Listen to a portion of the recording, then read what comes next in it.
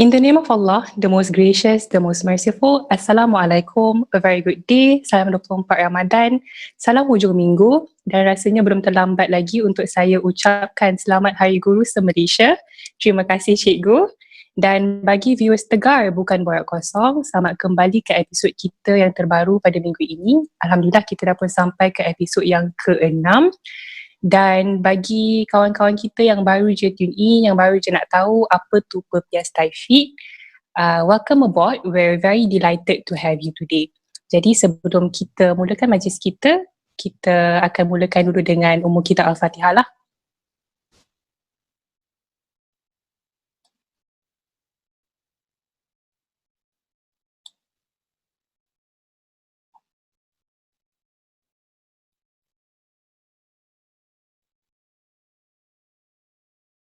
Amin amin ya rabbal alamin.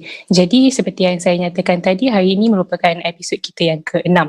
Episod kita yang ke-6 ni juga merupakan episod kita yang terakhir sebelum kita menyambut perayaan Hari Raya Aidilfitri.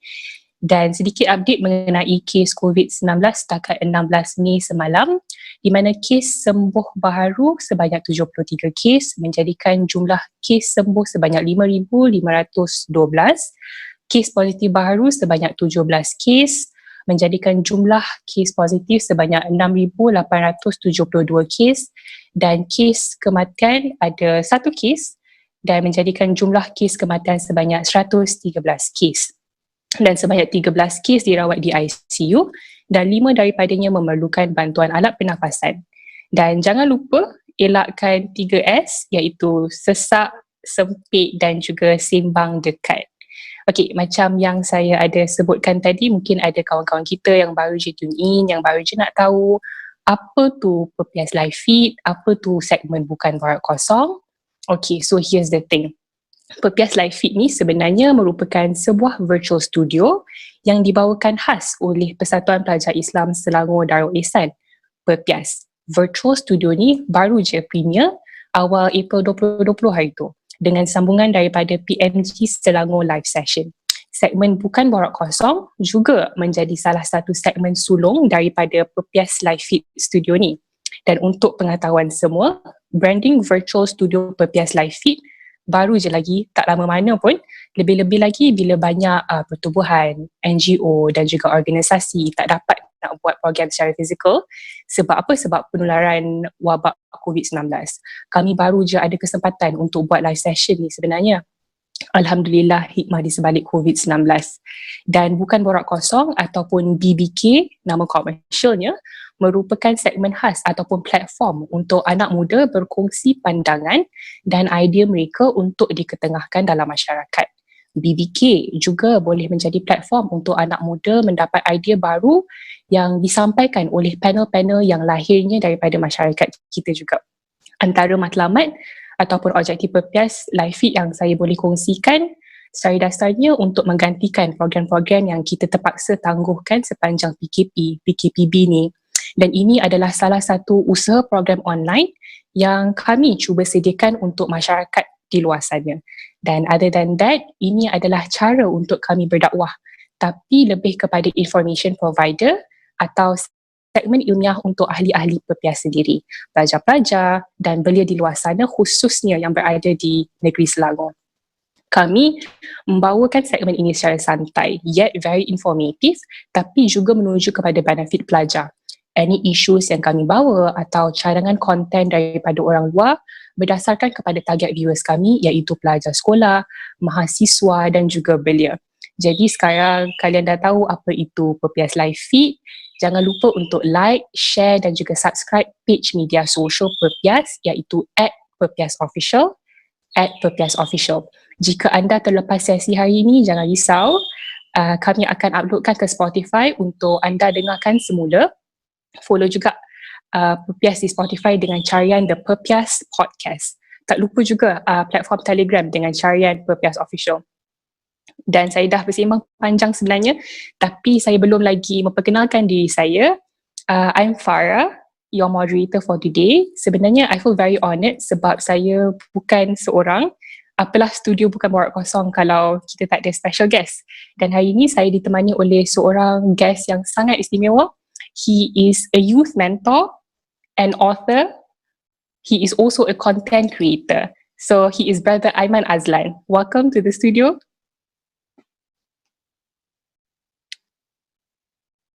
How are you, Brother Aiman?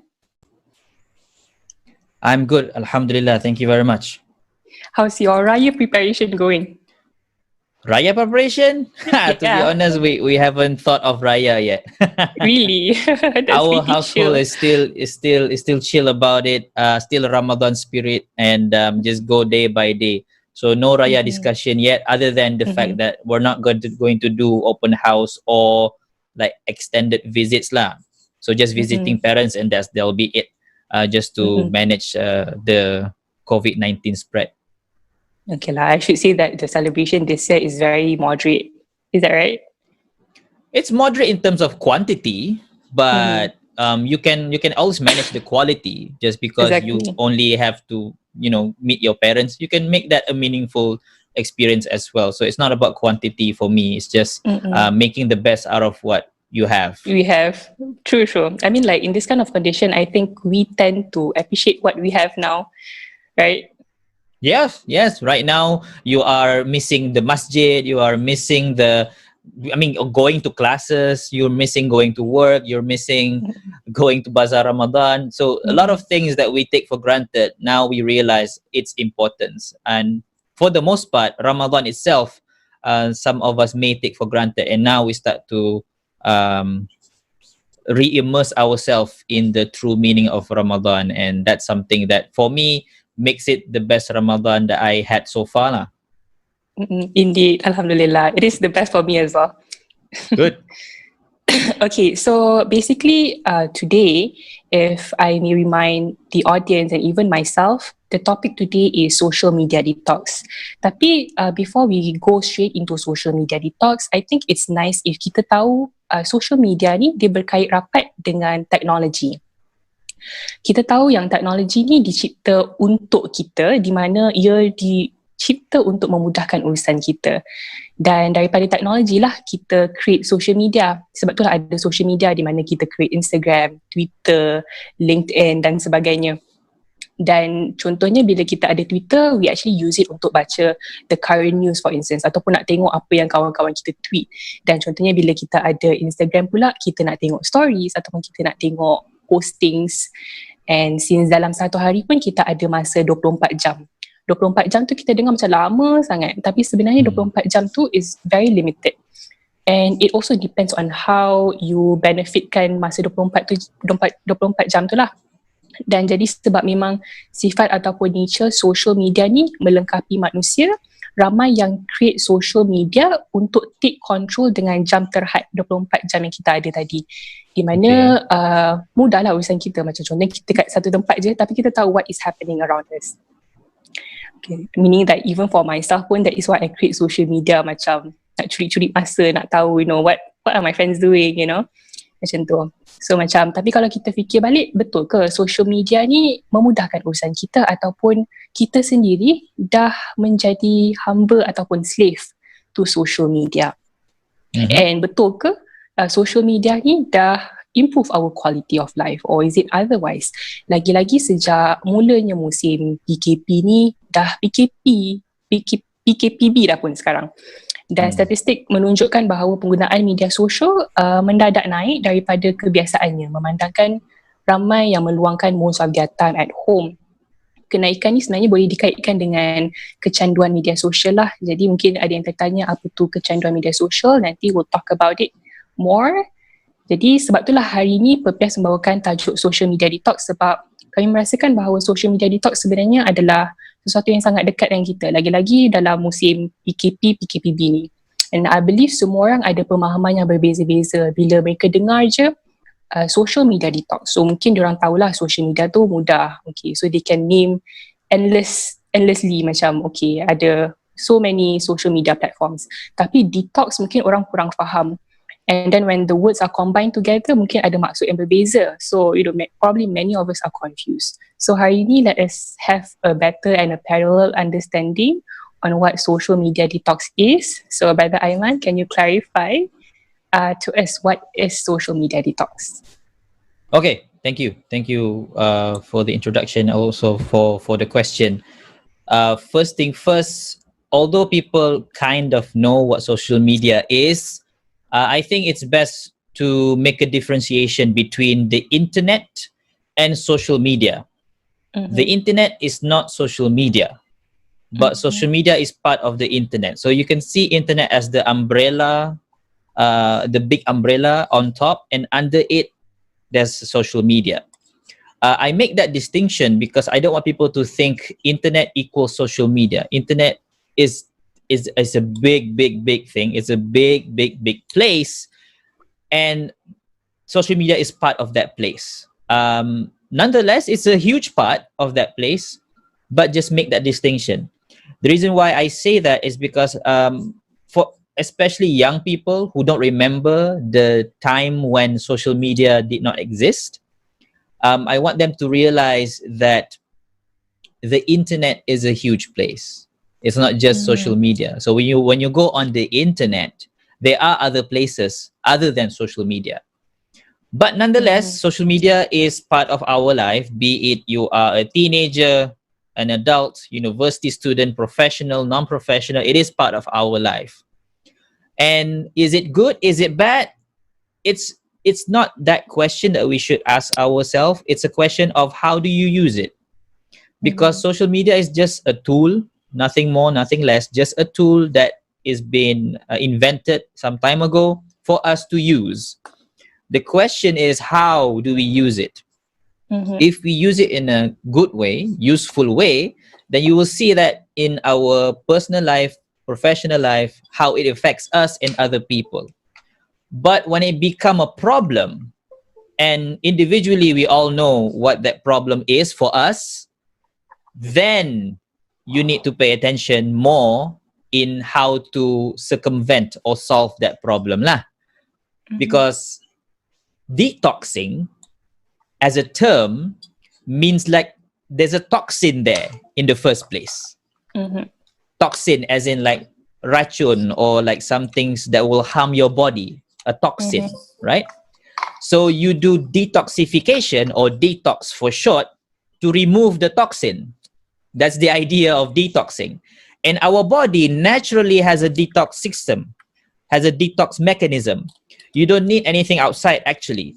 For example, your kidney is a detox organ. It removes filth from your body. Your sweat gland is a detox organ as well. It removes harmful materials from your body. So we already have a detox mechanism inside of us physically. Mm-hmm. But do we have the same mechanism mentally, emotionally? So that's the question. Because for a lot of people who have social media, whose lives is intertwined with social media, like Mm-hmm. people who say, I cannot live without social media, I cannot imagine my life without social media, social media is my oxygen. So when people say things like that, then the question becomes, wait, is social media a necessity? Mm-hmm. Because in the beginning we say it's a tool, right? Like you can live without a certain tools. It's not a necessity, right? And especially when it becomes a problem for you, whenever every time you log in, you become stressed out, you become anxious, you become the fear of missing out, or FOMO. If you are experiencing all these things, apparently social media is a problem for you. It's a type of toxin, so you need to Mm-hmm. detox. Mm-hmm. And that's the idea that I think that we're discussing today. And Yes. for people who are listening, whether you need to or you don't need to, inshallah, we'll try to discuss that further later on. Mm-hmm. During the Q&A, I wish to listen more to your personal stories of Mm-hmm. how social media has affected you, whether it be during the MCO or before MCO, or even like what you project into the future, what social media will do. But overall, I think for the starter of this conversation, I think that's what I would say lah about social media detox. Mm-hmm. Okay, thank you, Brother Aiman. I mean, like, that's a very brief clarification yet understandable, where Brother Aiman actually tadi ada nyatakan bahawa social media detox ni social media tu sendiri, platform-platform yang saya ada sebutkan tadi, Instagram, Twitter dan sebagainya. Dan detox tu sendiri adalah satu mekanisme di mana ia wujud sekiranya ada sesuatu yang tidak baik. Contohnya bila kita overuse social media, jadinya kita perlukan detox so that we can actually get rid of the bad practice of overusing social media ataupun having the fear of missing out dan sebagainya. That one is something that we will explain further later. Tapi the brief idea that Brother Aiman was giving tadi, kita kena faham yang internet is only the umbrella and social media is part of the internet.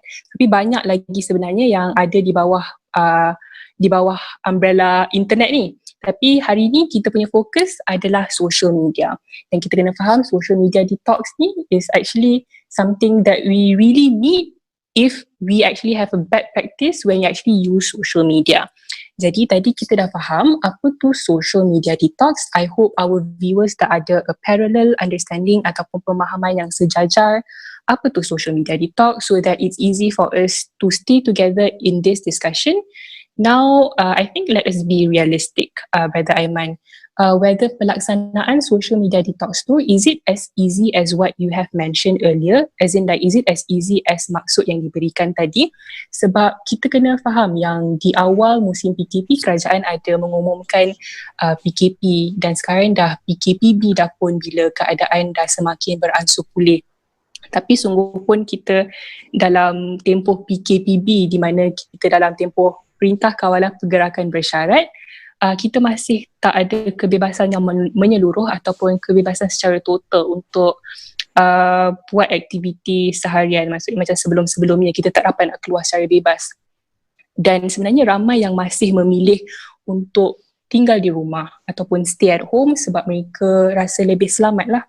Dan sebenarnya ramai yang menggunakan social media platform when they're at home untuk berinteraksi dengan kawan-kawan mereka, dengan kenalan mereka. Sebab I have to admit yang even for myself, that is the easiest platform for me untuk connect dengan mereka. Sebab apa?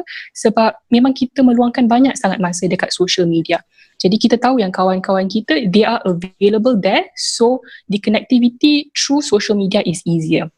So adakah social media detox ni relevan semasa musim COVID-19 ni?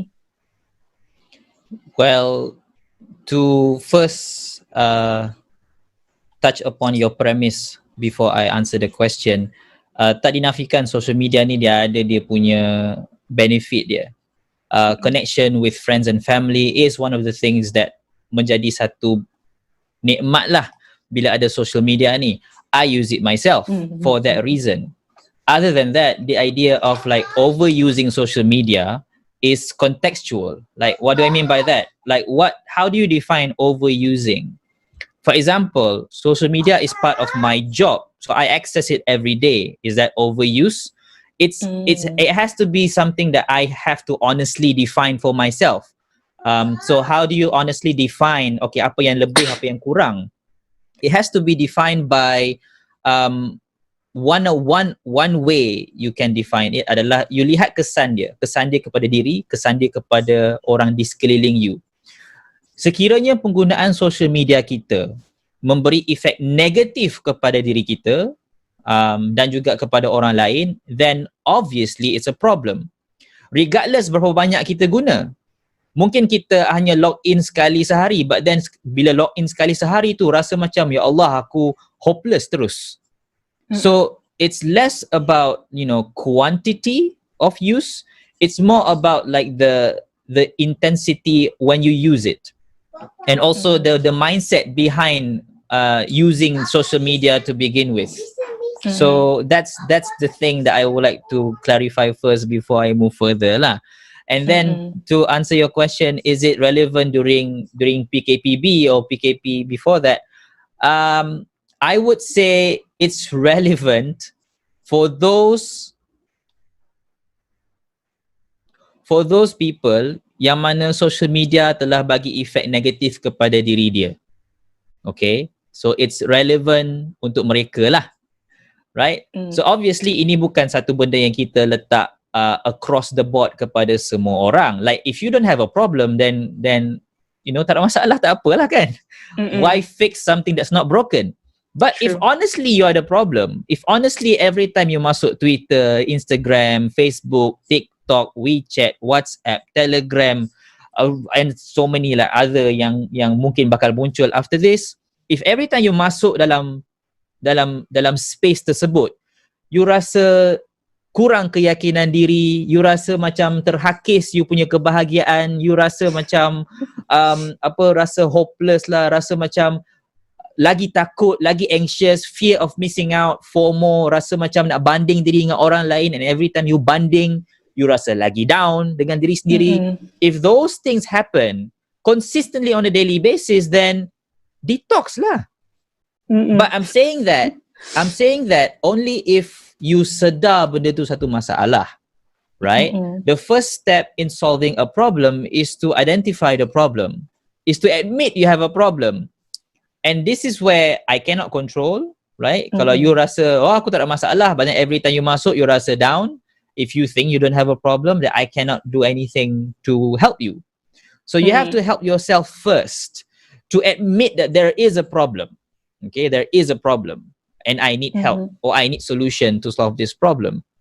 Because that will open up doors for you to actually start the solution process or the healing process for that matter. So yeah, that's the thing about is it relevant or not. It's contextual, it's case by case basis. So generally I would say if social media has affected you negatively, then yeah, this is something that you can consider, right? A social media detox may be relevant for you. When you say it affects you negatively, sebenarnya I have to admit yang ramai dekat luar sana yang were actually in the state of denial tau. Bila kita macam go, you know, when we actually check our social media and we actually feel bad about it. Tapi kita akan macam compensate those feelings by saying, oh tak apalah, you know, I'm just checking on my friends or I'm just, you know, checking what is happening around us. You know, things like that. Sebab macam kita nak membolehkan apa yang kita buat tu. So sebab tu lah macam when you actually say you have no control untuk menyedarkan orang-orang yang punyai perasaan yang negatif when they actually use social media, you are so right. Sebab macam sebab ramai yang macam they want to actually macam selari dengan apa yang kawan-kawan mereka buat. Contohnya macam semua orang check social media. So macam oh okay, so I cannot miss a chance to also check social media, you know, things like that. So untuk kawan-kawan yang baru je berada dengan kami, live kami, you can actually share and subscribe our media social PEPIAS at PEPIAS Official. And today we're actually talking about social media detox. Okay? Can I add something, Farrah? Yeah, sure.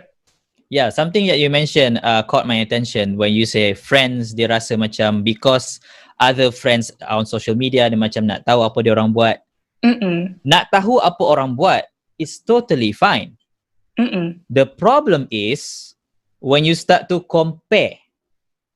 You see, that's when fear of missing out mula datang. FOMO tu, dia rasa macam, oh dia buat ni, aku rasa ketinggalan.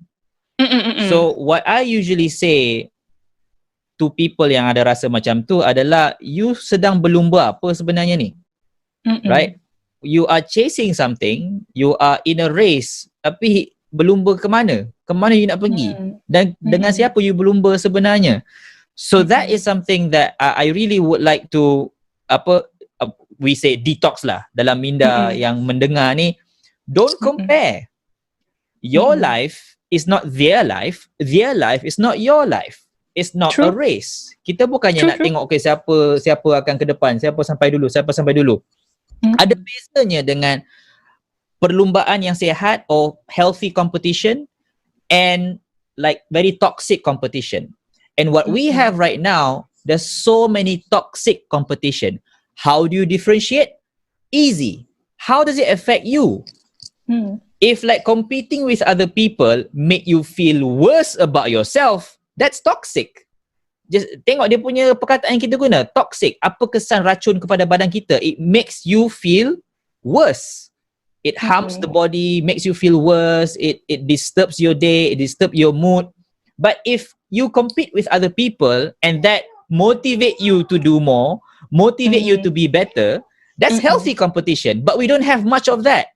going on. True. You see? True. Because ramai orang every time buka Instagram, every time buka Facebook, dia rasa down. Oh, dia lagi lawa, oh dia lagi pandai, oh dia lagi kaya, oh dia lagi ni. Where are you going? Nak kalut ke mana? Nak berlumba ke mana? And you keep on comparing yourself with other people. Kenapa? You don't share the same life. You don't share the same circumstance. Dia pandai.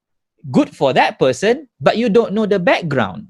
Mungkin dia pandai because of upbringing, because of resources yang dia ada, because of genetics. Banyak lagi faktor di belakang apa you lihat tu. Nampak dia berjaya. You nampak tak dia punya usaha sebelum dia berjaya tu? Kod dia kaya sebab dia mula miskin dulu, dia usaha, gagal. 10 tahun dia try, baru dia berjaya. But then you 10 tahun later, baru you nampak kejayaan dia. And you compare kat diri you. Oh, dia berjaya, aku siapa? So you see when competition can go very badly, right? Yes, so when you say like, oh, nak tengok kawan-kawan buat apa, it's fine, tengok je lah. But then bila you mula rasa macam, oh, dia buat yang tu, aku macam mana kan, rasa down, lawanya baju dia kan, oh dia punya kulit licinnya, that becomes a problem, you see. So saya bukannya anti orang masuk social media ataupun anti you nak check kawan you buat apa. No. Buat je lah, tak ada masalah. It's a problem when you start this comparison thing. This unhealthy comparison thing. And that's when you need to detox, okay? Supaya you reset balik mindset tu. Supaya you buang this keinginan nak berlumba-lumba yang entah ke mana. Dan buang keinginan yang nak compare diri you dengan diri orang lain in a very bad way. That's the detox that I'm referring to, and that's something that we all need, myself included. So yeah, when you mentioned that, I just thought I should highlight that point lah about fear of missing out. To what does it mean? And I actually like it when you actually pointed out about comparing. Sebab apa? Sometimes when people start to compare, and when you say people feel bad about it, which is so true. Sebab macam kadang-kadang kita tengok, oh kita kurang kat sini, tapi orang lain lebih dekat tempat lain. Sebab kita kena percaya lah, macam everyone ada rezeki masing-masing, that is one thing. And also macam to compensate that feeling, kita kena tahu yang when actually people show their life on social media, they actually pick and choose what they want to show. Tak ada orang pun nak tunjuk the bad side of their life. And you have to know that tak semua orang punya, background ataupun lifestyle is perfect. And whatever that they choose to show on social media, I think that they have filtered. So therefore, there are also things which are good in your life yang probably orang lain rasa, oh okay, macam you are actually blessed in this way, tapi orang lain are not blessed in that way. So you have to think macam setiap orang pun ada kelebihan masing-masing, ada kekurangan masing-masing. So that is how you can somehow compensate lah. Okay, so tadi untuk the second question. Yeah, okay. So untuk the second question tadi, Brother Aiman ada sebut, okay, so the relevance untuk social media detox ni is depending on kita punya penggunaan. Sekiranya kita rasa guna social media makes us feel bad, or in another way macam we feel good when using social media, tak perlulah social media detox. Tapi macam kita rasa sebaliknya, yes, we do need social media detox. And what you have to do is you have to know yourself first. Sebab kalau you fail to actually find out what is wrong with you, you tak boleh nak start dengan social media detox ni. Okay? Jadi tadi di awal diskusi kita, saya ada nyatakan bahawa kenaikan jumlah pengguna media sosial semasa PKP dan PKPB ni boleh dikaitkan dengan kecanduan media sosial. Sebab apa? This is because if we refer to a study conducted by Kimberly Young, have you heard of her? By Aiman? Macam pernah dengar, but I'm just gonna say no lah. No, I haven't. Okay, so I actually made a research about her. She's a psychologist and also an expert on internet addiction disorder and online behavior. Okay, so her scientific study has proven that technology causes addiction due to overuse and also misuse. To relate kebergantungan kita towards technology yang berkait rapat dengan social media sangat tinggi, lagi-lagi dalam situasi sekarang. Dan dalam tak sedar sebenarnya maybe some of us are experiencing social media addiction. Therefore penting untuk kita faham what is the nature of social media addiction. Dan sebenarnya when PEPIAS keluarkan tajuk social media detox, it is because kita sedar yang social media detox ni, the idea of it lahir disebabkan adanya social media addiction. So it is important for us to know what is the nature of social media addiction, dan this is very relatable to the second point yang Brother Aiman sebutkan tadi, we have to know ourselves. So sekarang lah kita nak tahu what is the nature of social media addiction. So Brother Aiman, please. Okay, so social media addiction can be understood if you understand addiction. Addiction is a very useful concept to understand lah. Because once you understand addiction tu apa, you boleh apply dalam pelbagai situasi kehidupan untuk nak figure out aku addicted ke tidak. Sebab addiction could be on anything. You can be addicted to almost anything. You can be addicted to smoking, drinking, gambling, sex, pornography, social media, gaming. You can even be addicted to things that you don't think that boleh addicted ke benda tu. Pun boleh juga. Macam addicted kumpul stamp. Addicted bukan hobi kumpul stamp dia ada beza dia. So how do you differentiate between, like, is this a hobby, addiction, atau just something you suka buat? How do you differentiate? A good way to test yourself if you are addicted to something or not is to remove it temporarily and see how it feels, right? Because there are a few hallmark signs of addiction. For example, what we call withdrawal symptom. Withdrawal symptom ni dalam erti kata mudah adalah bila you tak dapat benda tu, you rasa resah, gelisah, rasa sampai ada setengah orang yang ekstrim tu berketar tangan dia macam aku nak benda tu. Contohnya macam orang yang ketagih dadah, itu like physical response dia boleh terketar-ketar. So it can be that serious, tapi itu kes dadah lah, itu like addiction yang quite extreme. But generally speaking, withdrawal symptom ni boleh jadi pada macam-macam benda. You addicted kepada coffee, stop coffee kejap, tengok rasa macam mana. Addicted kepada smoking, stop smoking sekejap, tengok rasa macam mana. Kalau you rasa tak boleh duduk diam, kalau you rasa resah, gelisah, duk fikir je pasal benda tu, duk terbayang lah duk merokok, terbayang duk merokok. It could be a sign you're addicted. Because your body cannot live without it. Your body you dah macam memanggil-manggil benda tu. So untuk social media, nak test addicted tak addicted, cuba delete kejap semua app dekat social media tu, log off semua benda, and dalam katakanlah, let's say do experiment or tak payah extreme, one day.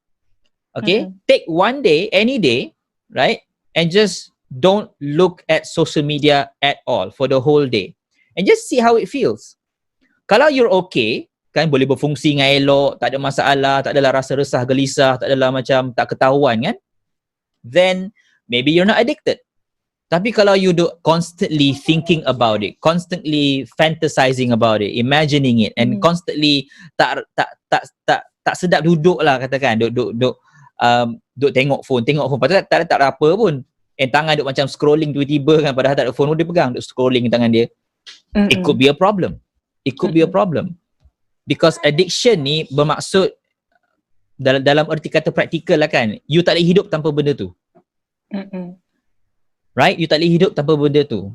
And to put that much power on your life, on something, is something yang you kena betul-betul fikir. Berbaloi ke aku letakkan kuasa sebegitu kuat terhadap kehidupan aku ke atas benda ni?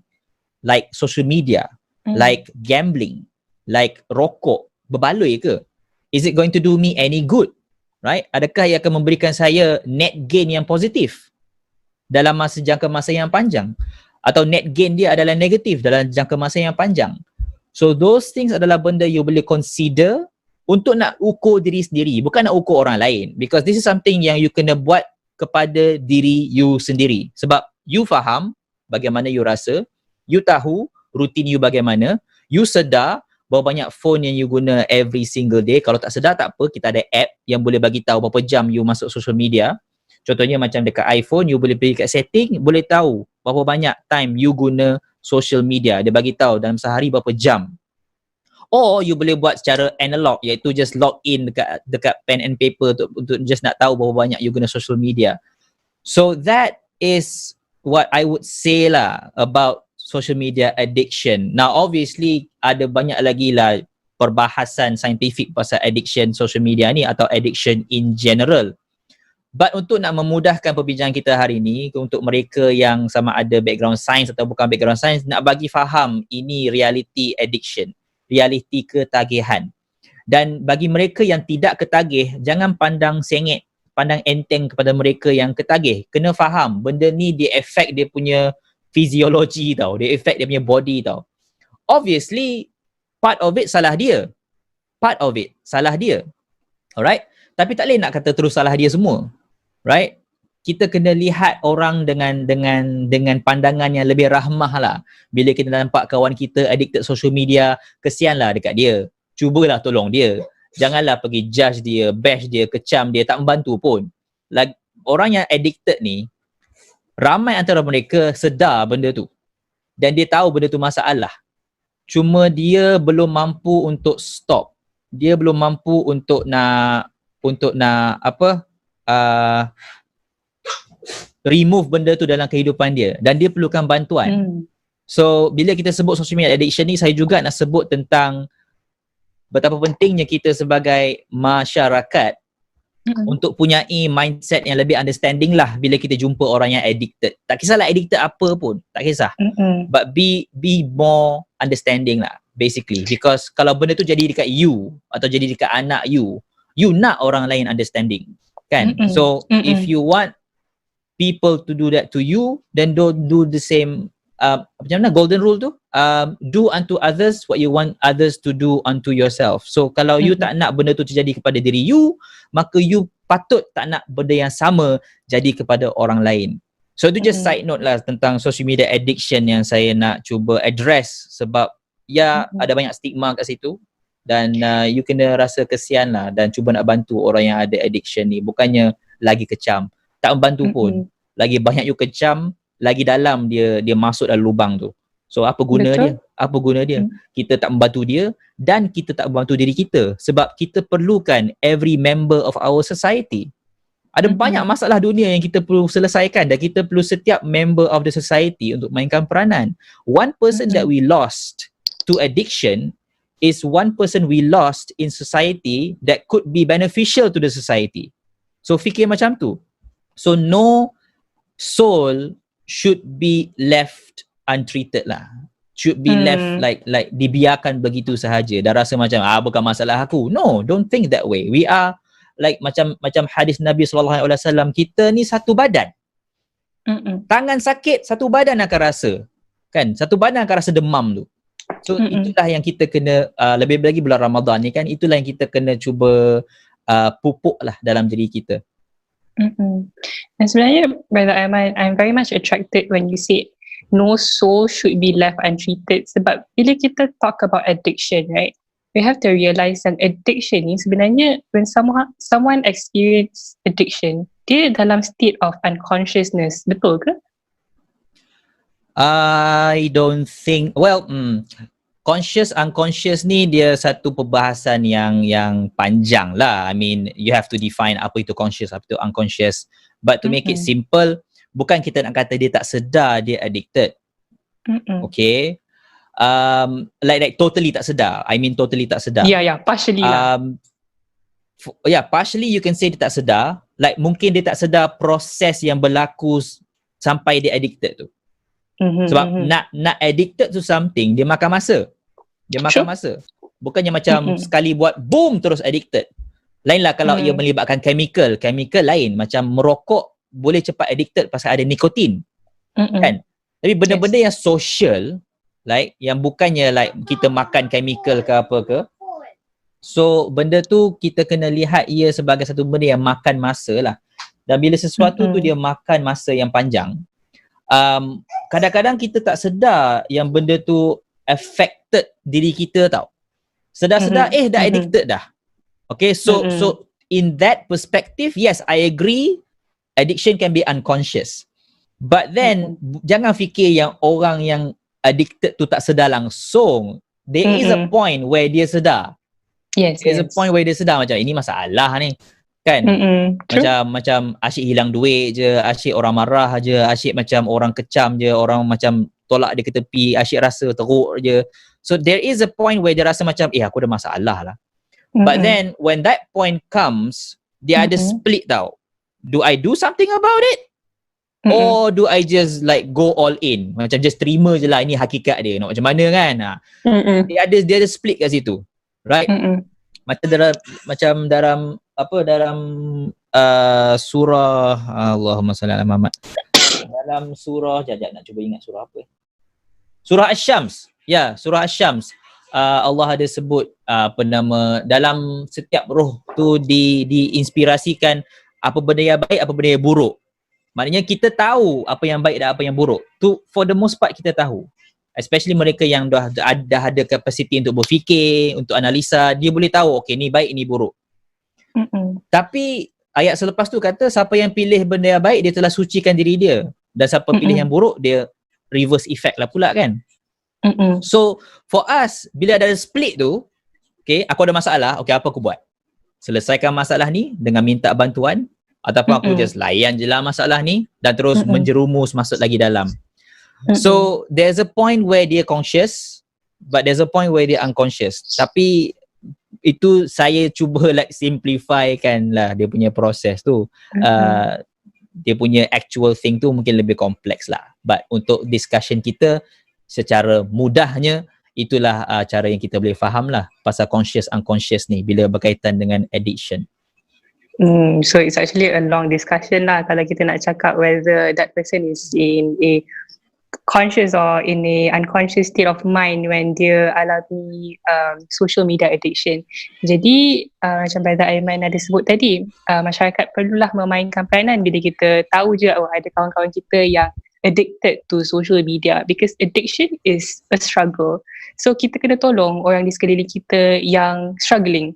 You know, just like how we want people to help ourselves, so that is how we should help people as well, okay? And we should know that kita ada role, semua orang pun ada role untuk bantu orang lain.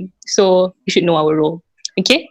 Dan when Brother Aiman ada cakap tadi, the test that we should apply kalau kita nak tahu kita ada social media addiction or not is we can try to remove the particular social media, specifically in this context lah, and see how it goes. Contohnya macam kita delete the app ataupun kita log out of the app for one day ataupun for several days, it depends lah. You tentukan dia jangka masa and see how you feel about it. If you feel bad about it, and then that is somehow like, oh okay, this is the spark, like oh sebenarnya aku addicted.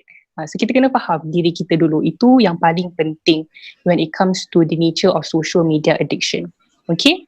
And you have to also know, just like what Brother Aiman mentioned earlier, is it worth for us untuk invest our time bila kita guna social media? Sebab when we use social media, kita tak sedar masa berjalan, we can go hours and hours. Macam dah 3 hours dah berlalu tapi tak sedar pun, and we're still scrolling. Sebenarnya bila kita scroll tu, kenapa saya come up with the idea of unconscious tadi? Sebab ada yang bila dia scroll social media, dia tak ada arah pun sebenarnya. Faham tak? Dia saja nak tengok je. Sebab that is the practice every day. So dia boleh go on and on walaupun macam the mind is not there.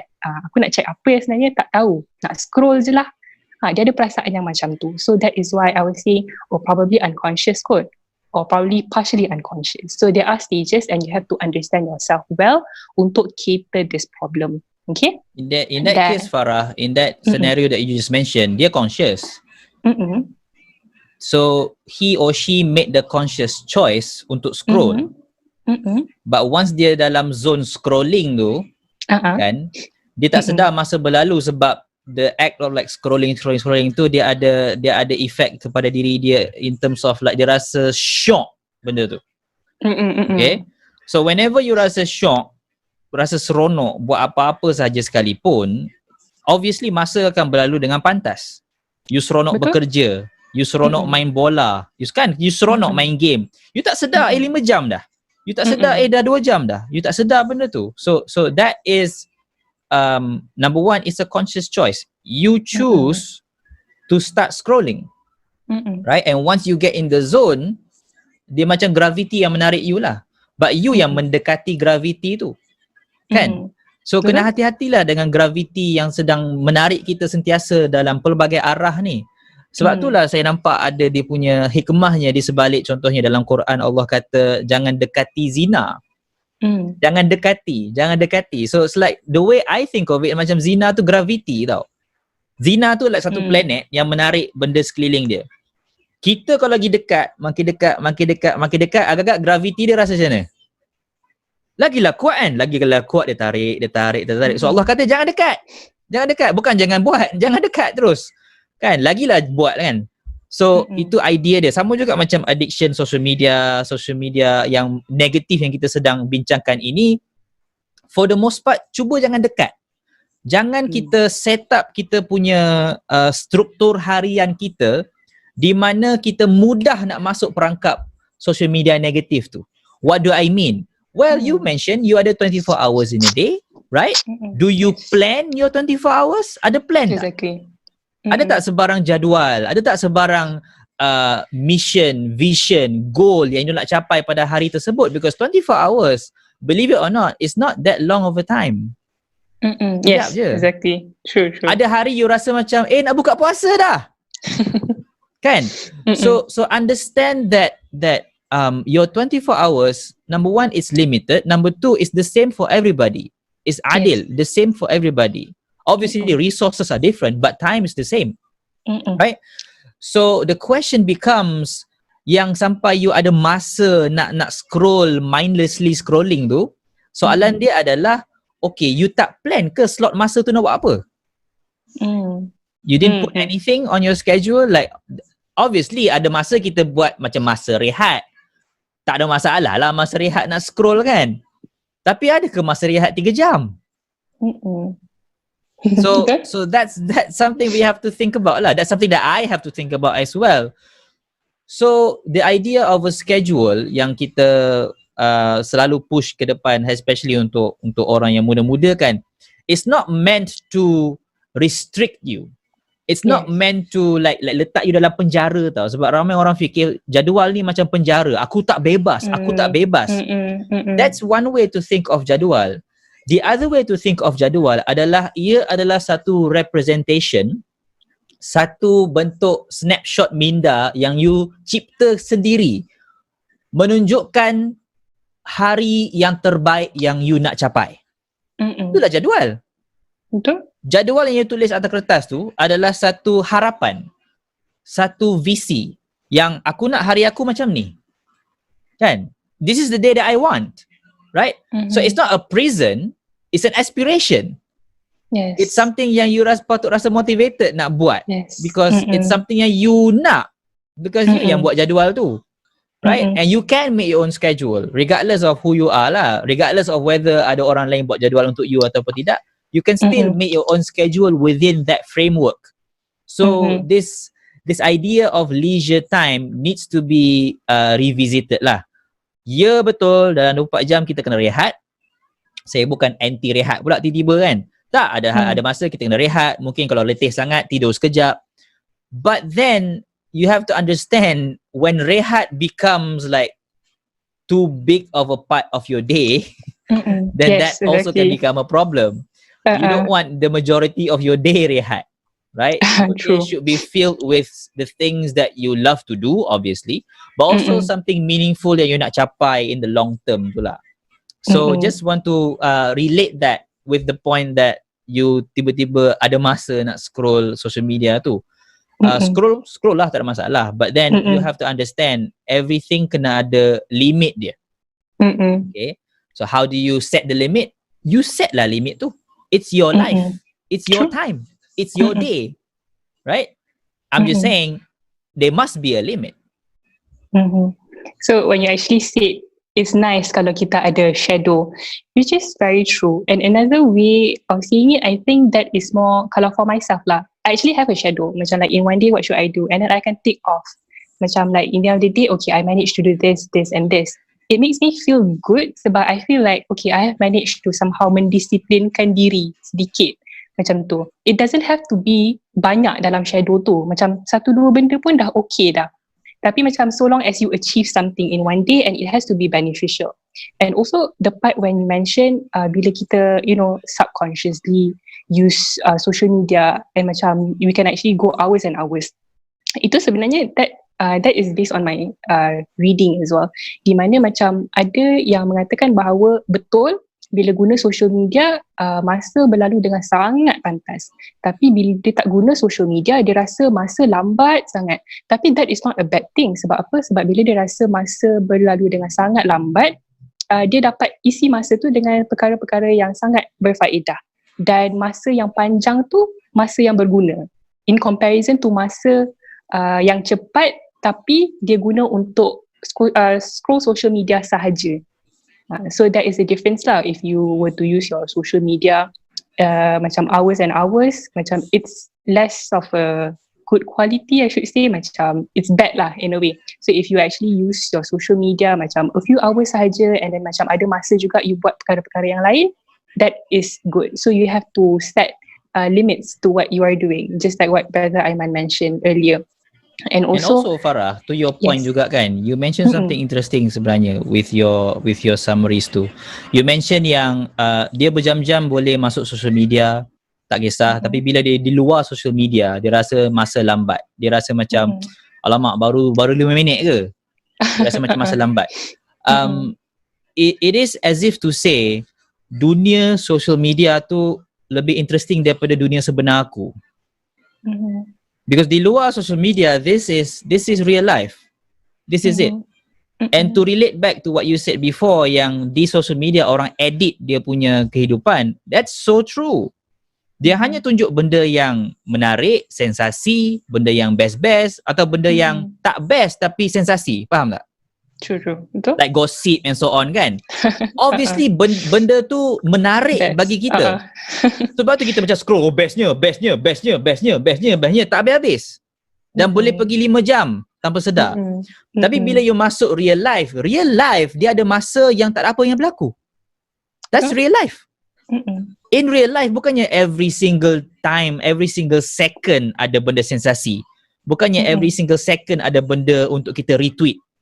Kadang-kadang in real life tahu apa yang ada? Tukar lampin anak. That's real life. You're not going to like letak snapshot Instagram benda tu. No, you don't get to do that. In real life ada masa yang kita rasa bored, kita rasa boring. Ada masa begitu. But social media dia macam telah edit semua benda-benda tak best tentang kehidupan sebenar. And dia portray this one version of kehidupan yang sensasi sentiasa, shock sentiasa, ada-ada je benda yang berlaku. Sebab tu kita rasa macam wah bestnya. But in real life dia tak begitu. So kita kena switch our mindset and to be okay with the fact that real life is not always exciting. True. But it's real. Yes. But it's real. Which one would you rather choose? A fake excitement or a real boredom? A real one. Right?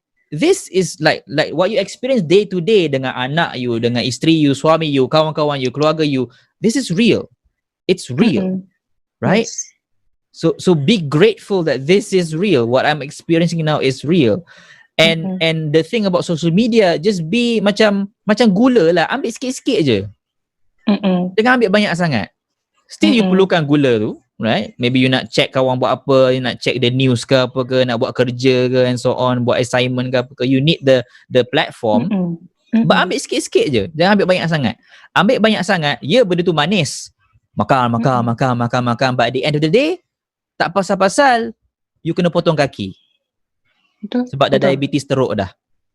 Okay, so just be mindful of that happening inside of you as you like, you know, go to your day-to-day living lah. Like for me, because for me it's quite significant juga because majority of my job is on the internet. Majority of my job on the my website, my social media platform. So every day saya masuk. But then saya masuk, number 1 to do work, number 2 a little bit of entertainment, and number 3 saya tak ambil semua. Like ada update yang wife saya bagi tahu, saya tak tahu pun. Because I don't take everything from social media, you know. I go in, I know what I want to do, I go out. Right? But sometimes I have to remind myself, okay, this is not real life. This is not like real enjoyment. Real True. life, real enjoyment is the what should you call that? The sum total of everything in life. Okay. Meaning the good, the bad, and the ugly. The sum total of It's a mixture. everything makes your life wonderful. Makan Yes, kena ada rasa pedas sikit, kena ada rasa masin sikit, kena ada rasa masam sikit. Tapi kalau makanan kita semua manis-manis, you pun boring juga, betul tak? Betul. Sure, manis tu sedap, right? But then you kena ada juga that rasa-rasa lain. So our real life ni dia flavorful dah sebenarnya. Ya, tak semua exciting. Banyak benda yang boring. Tak adalah benda yang syok sangat. Ada benda tu kita macam meluat nak buat. Kan macam buang sampah. Alamak, meluatnya nak buat. Tak ada ke kita boleh cipta robot boleh buat. Memang benda tu berlaku. Nak kena basuh tandas. Alamak, nak kena basuh tandas. But that's real. Itu yang saya nak point. That's real. That's real. So just switch our mindset to be more okay and at peace with what's real than what's edited. Okay? What's edited. So yeah, thank you for bringing up that point. It really like makes me want to talk about this other point. So yeah. Exactly. I mean, like, we're going everywhere with this topic sebenarnya, tapi it's actually very interesting. And to add a little bit, when you actually said about kita kena tahu macam mana nak distinguish the real life dengan, you know, macam whatever that is in the social media, when we know how to distinguish, we also will realize who needs our attention more.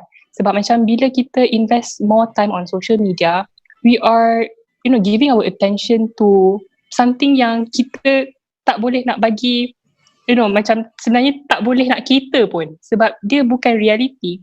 When you actually slow down and actually know yang sebenarnya in real life there are more people atau more things which need your attention.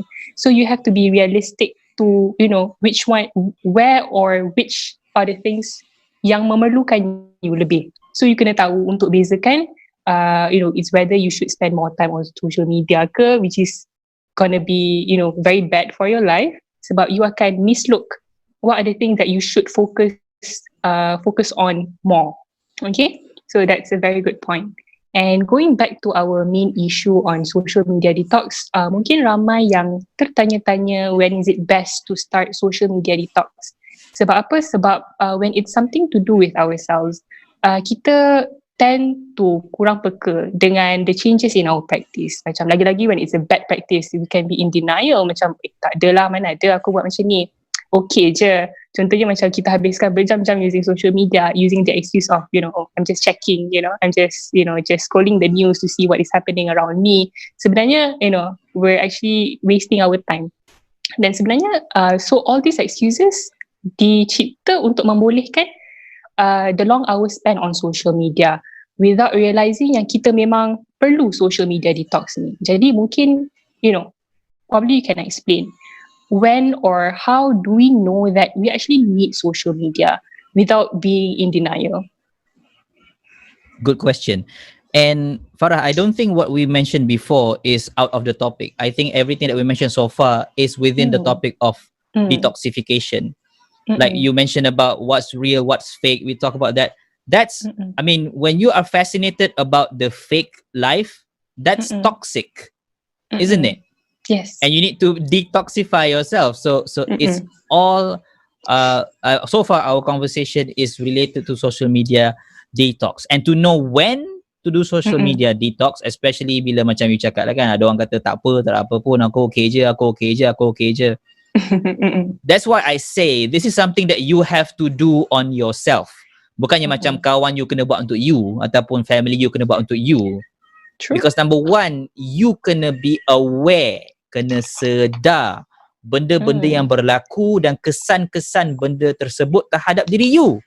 You kena aware, you kena sedar. Kalau you tidak sedar ataupun memilih untuk tidak sedar, itu akan menjadikannya satu masalah. This idea of macam nak go through life on autopilot or like go with the flow is a very unhealthy idea. Because when you do that, you are macam you bagi controller kehidupan you kepada somebody else or kepada something else or kepada chance. Macam gambling. right? You're not in control. When in reality, you control each of your choices. Every single one. You control each of your choices. Now, obviously, not all choices are easy, but they're still choices.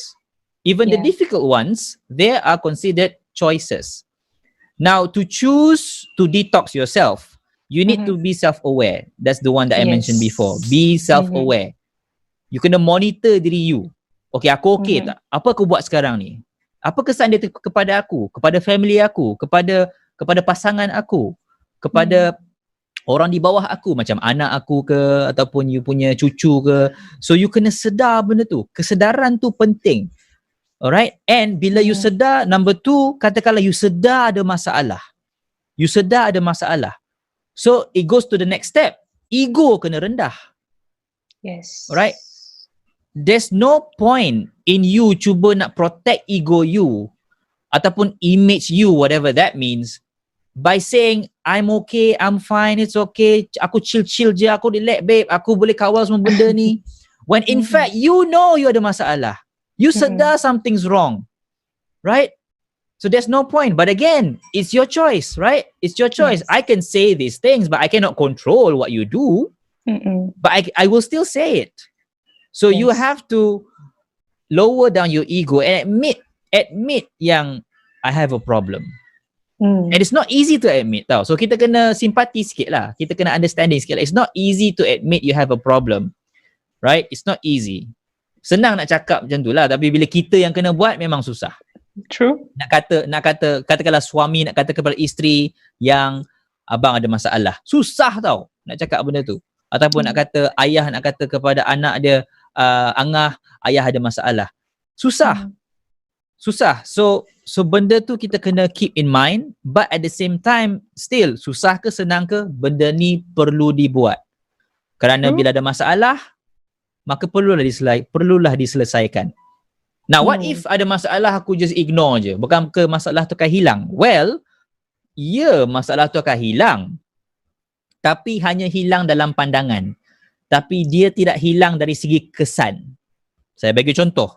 Katakanlah you punya bilik dekat universiti, dah lama you tak cuci, sampah merata-rata, and you nak cuci you punya bilik. Tapi you rasa macam, alah leceh lah nak cuci, nak kena lap-lap lah, nak kena letak dalam plastik bag, nak kena buang dekat luar dan so on kan.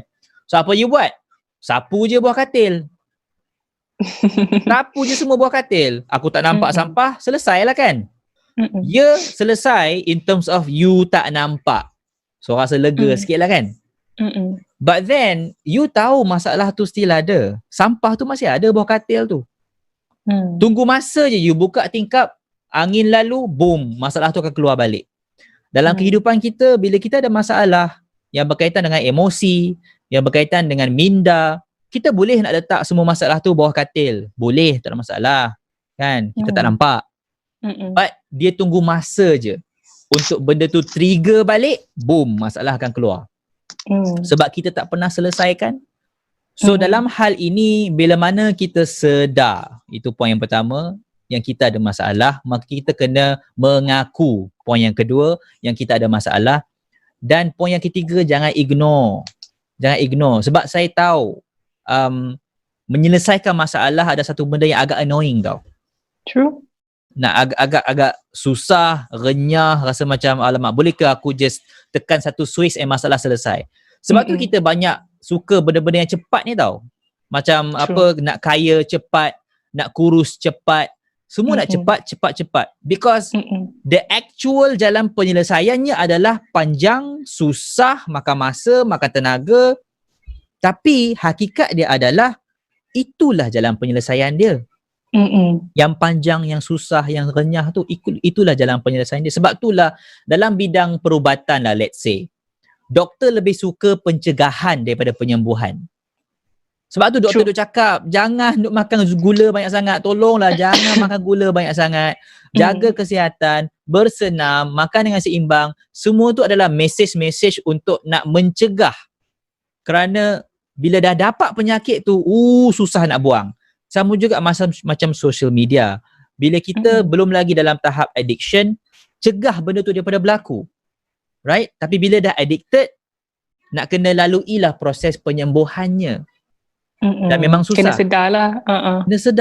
Kena sedar lah. And it's okay, it's okay. Jangan rasa macam, oh teruknya aku, sampahnya aku. Jangan macam tu pula. It's a problem, but then there's a solution. Exactly. Right? There's hope. Right? Ada cara untuk nak keluar daripada permasalahan ini. But then you have to, kita ulang balik sedar, mengaku, jangan ignore. Maka last kali apa? Mintalah pertolongan. Mintalah pertolongan. Tidak salah untuk kita nak kata, abang ada masalah, perlukan pertolongan you. Kalau cakap dengan isteri lah. So tak salah. Memang benda ni susah nak cakap pasal ego kan, kes ego tadi tu. Tapi dah kita kena sedar yang kita manusia biasa yang lemah, yang ada ketika kita memang perlukan orang lain. And just reach out for help lah. Reach out for help. Dan bagi mereka yang menjadi penerima, iaitu katakanlah you kawan and kawan you minta tolong, janganlah bash dia. Susah dah dia nak minta tolong tu, tapi kita pula kata kau ni takkan boleh nak handle sendiri. Kau ni kadang-kadang ada lah. Ni tak ada apa punya, kau berzikir-zikir selesai masalah tu. So kita macam dismiss dia punya masalah, menyebabkan benda tu jadi lagi teruk dan menyebabkan lagilah susah dia nak minta tolong selepas tu. Betul. Kita kena sedar bila orang datang kepada kita meminta pertolongan kita, ia adalah satu, saya panggil pangkat yang mulia untuk kita menjadi penerima kepada orang nak minta tolong tu. It's a call for us lah. Exactly. Just imagine proses dia nak minta tolong kita tu. Number one, punya susah nak minta tolong kan, kita establish dah kan, dengan ego nak mengaku kita ada masalah tu pun dah susah dah. Betul. Number two, kepada siapa aku nak minta tolong? So dalam ramai orang yang dia boleh call, dia boleh email, dia boleh DM, dia pilih you. So benda tu kita tak boleh ambil secara ringan. Kita kena sedar orang minta tolong sebab dia ada masalah social media, dia nak minta tolong kita detox ke apa ke, tolonglah. And there must be a reason kenapa they reach out for you. Exactly. There must be a reason sebab dia boleh je minta tolong orang lain kan. So yeah. Itu tentang nak actual detox tu lah. Bila buat and bila you buat tu, you minta tolong orang yang menerima benda tu, tolonglah be understanding. Be understanding. And the reason why saya cuba jawab soalan yang nampak simple tapi saya cuba jawab dalam angle yang pelbagai sebab inilah masalah manusia. Complicated kan? And ramai je orang yang mesej saya, dia kata dia dah minta tolong dah tapi orang tu buat dek je. Kan? So lalah kali dia rasa macam susah nak percaya kat orang, tapi dia cuba kuatlah juga nak hantar email tu sebab dia still ada masalah. Dia still ada masalah. So nak tak nak dia kena cuba selesaikan. Jadi kita yang tak ada masalah, be more understanding. Kita yang ada masalah, be more brave lah. That's what I would say lah. So it has to be both ways lah untuk membolehkan social media detox ni berlaku. Sebenarnya manusia memang macam tu. Memang kena dua hala punya. Memang kena dua hala. Sebab kita social, kita tak boleh nak hidup sorang-sorang. And the point that I can raise tadi di mana Brother Aiman ada cakap, we have to realise that memanglah kita want the fast way out to find solutions, tapi when we actually go the long way, kita akan learn from the process. Because macam when we actually have social media addiction, and for us to actually find our way out, tak semudah itu. Jadi macam embrace the process and insyaAllah you will learn from it. So the ways that we can use untuk realize at which point of time yang kita perlukan social media is, basically it's important for us to be self-aware about it. Kita kena tahu, oh okay, I'm sort of like addicted to it, or I am really addicted to social media. And then kita kena lowerkan our ego, because ego ni sebenarnya pembunuh, because macam it actually restricts help. I must say macam in this context, macam kalau kita ego pun tak ada siapa nak tolong kita, and bila kita ego, we cannot actually find what are our problems. So yang ni kita kena get rid of awal-awal lagi. And next is for us to seek for help. Okay? Dan before kita terlupa, kita nak panggil semua viewers, kalau ada soalan, you can drop your questions. Okay? Feel free to do so. We will cater your questions soon, insyaAllah. Okay? Jadi thank you Brother Aiman for answering that one. And next is sebenarnya ramai yang punya pendapat yang berbeza-beza. When it comes to social media, ada yang melabelkan social media ni sebagai time filler. Ada juga yang cakap it's time killer. Ada juga yang cakap it's a time stealer. So macam ada pendapat yang berbeza-beza dekat situ. This is when social media sebenarnya memainkan peranan, social media detox memainkan peranan yang penting. I should say as a neutralizer, okay, for social media addiction. Memandangkan kita sedang mengadvokasikan social media detox, apakah sebenarnya kebaikan dan juga keburukan social media detox? Because when we actually say social media detox, okay, it sounds good, tapi it may not be wholly good. Mungkin ada juga downsides dia. So we have to be realistic. So Brother Aiman, what is your comment? Social media detox it's not something that you do permanently, necessarily.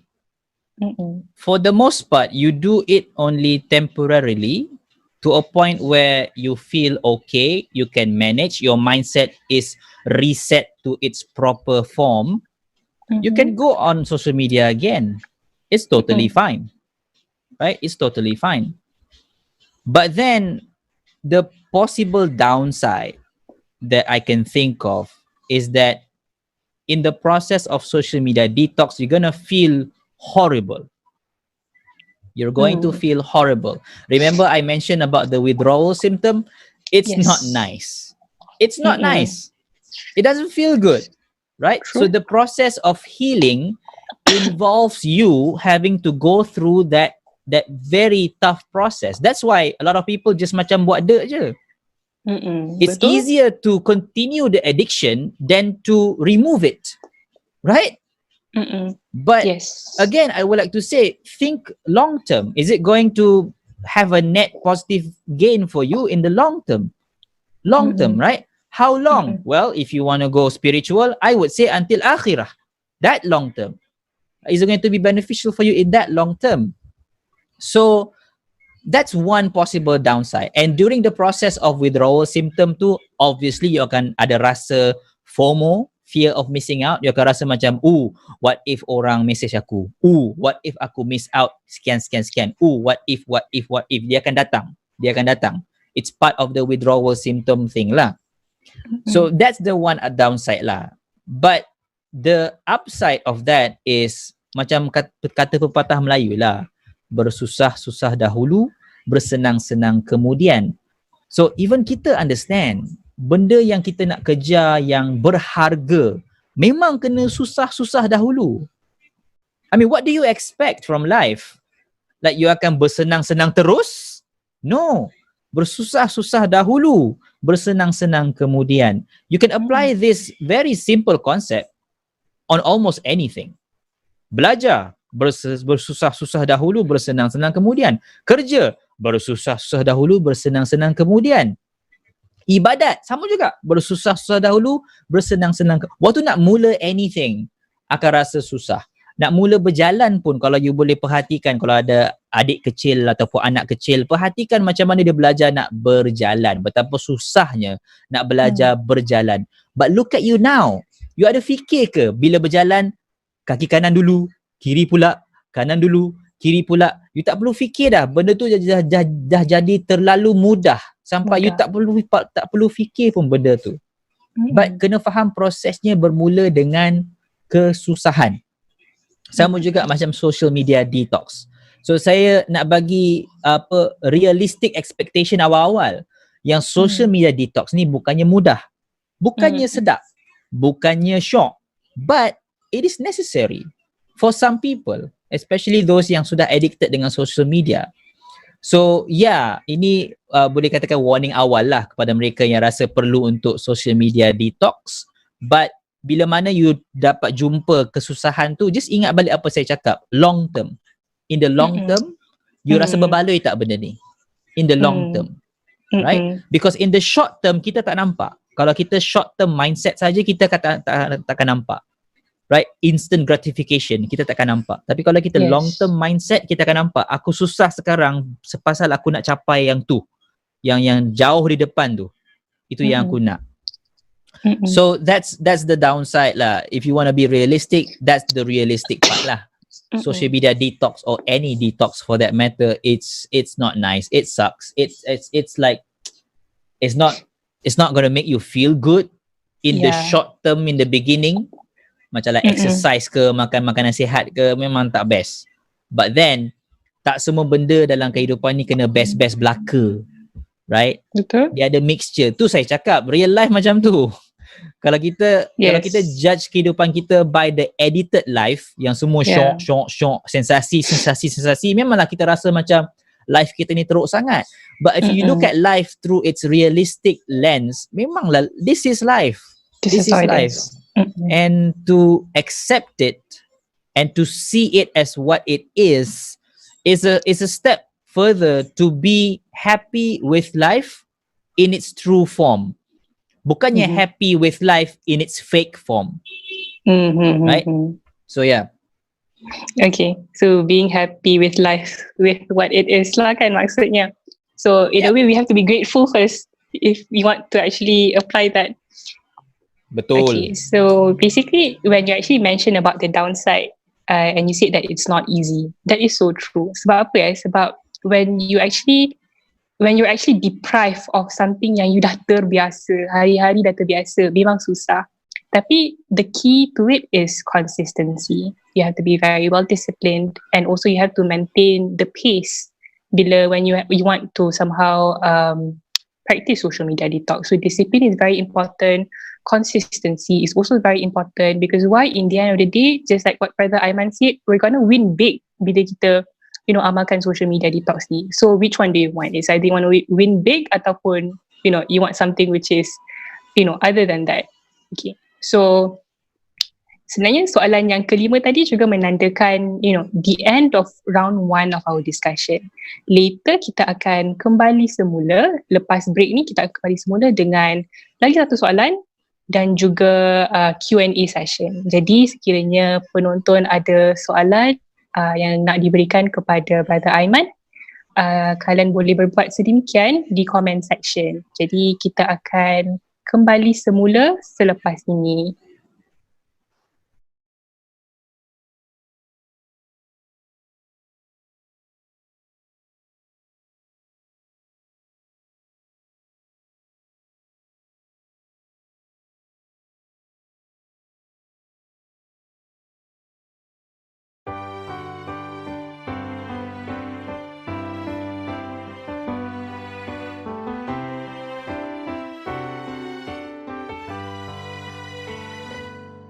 Hari silih berganti hari, jejak ambia kekal di sini.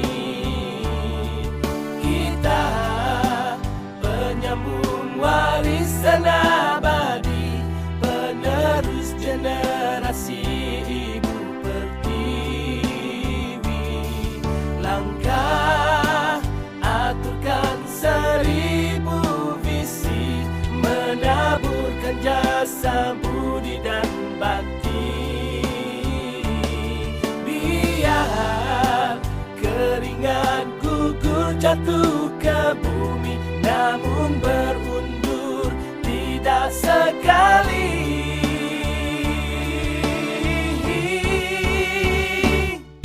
Bersama kita bina cinta dan harapan untuk hari ini dan masa depan. Kita aturkan langkah seiringan demi satu wadah perjuangan, agar esok menjanjikan kegemilangan. Biar seribu anak duri dan halangan tempuh dengan tekad keazaman, tetap teguh berdiri gagah gagang pertandingan di persada kehidupan perjuangan, di persada kehidupan perjuangan, di persada kehidupan perjuangan.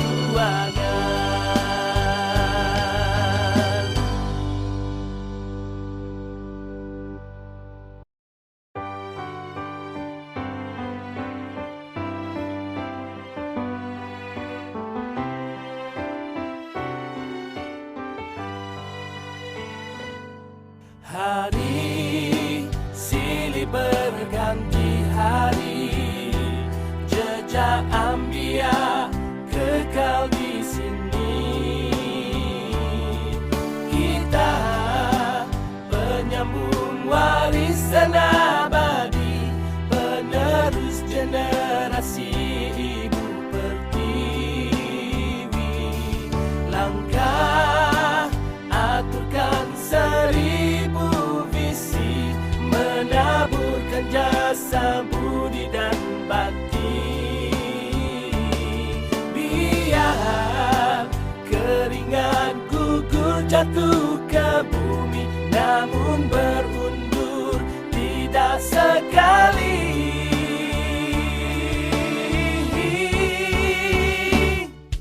Bersama kita bina cinta dan harapan untuk hari ini dan masa depan. Kita aturkan langkah seiringan demi satu wadah perjuangan, agar esok menjanjikan kegemilangan.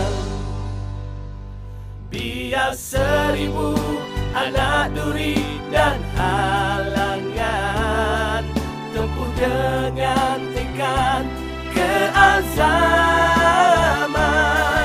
tetap teguh berdiri gagang pertandingan di persada kehidupan perjuangan,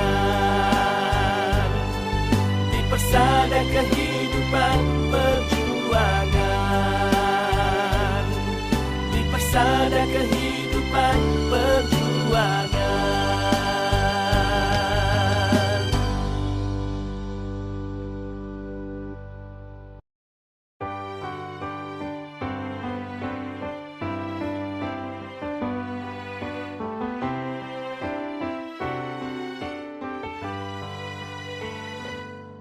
Hari silih berganti hari, jejak ambia kekal di sini. Kita penyambung warisan abadi, penerus generasi ibu pertiwi. Langkah aturkan seribu visi, menaburkan jasa budi dan bakti. Biar keringat gugur jatuh ke bumi, namun berundur tidak sekali.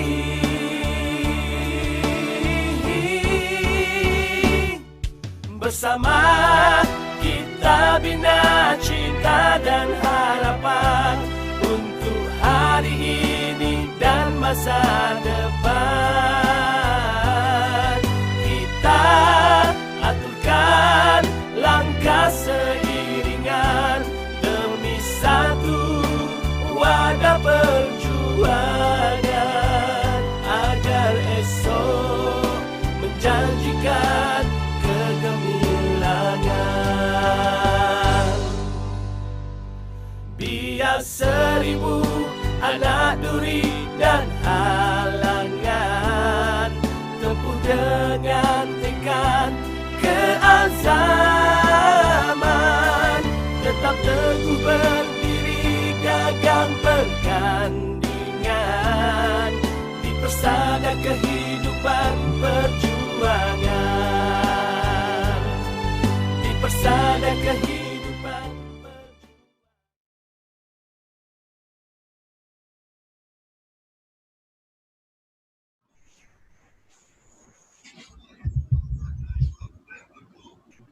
Assalamualaikum. Welcome back everyone to our live session on social media detox. So, sekarang kita masih lagi dengan brother Aiman Azlan. Okay, jadi we go back straight to our discussion. Social media detox. Sebenarnya I believe semua orang ada keinginan untuk social media detox ni. Tipulah kalau tak ada.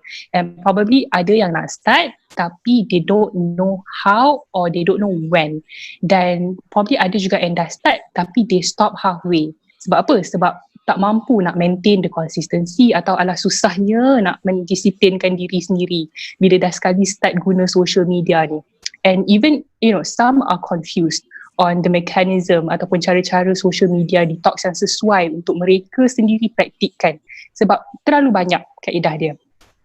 Also saya faham mungkin ada viewers yang wondering if we will share what are the right methods for social media detox, because don't worry, let us now unlock the drill. Jadi Brother Aiman, what are the right methods for social media detox?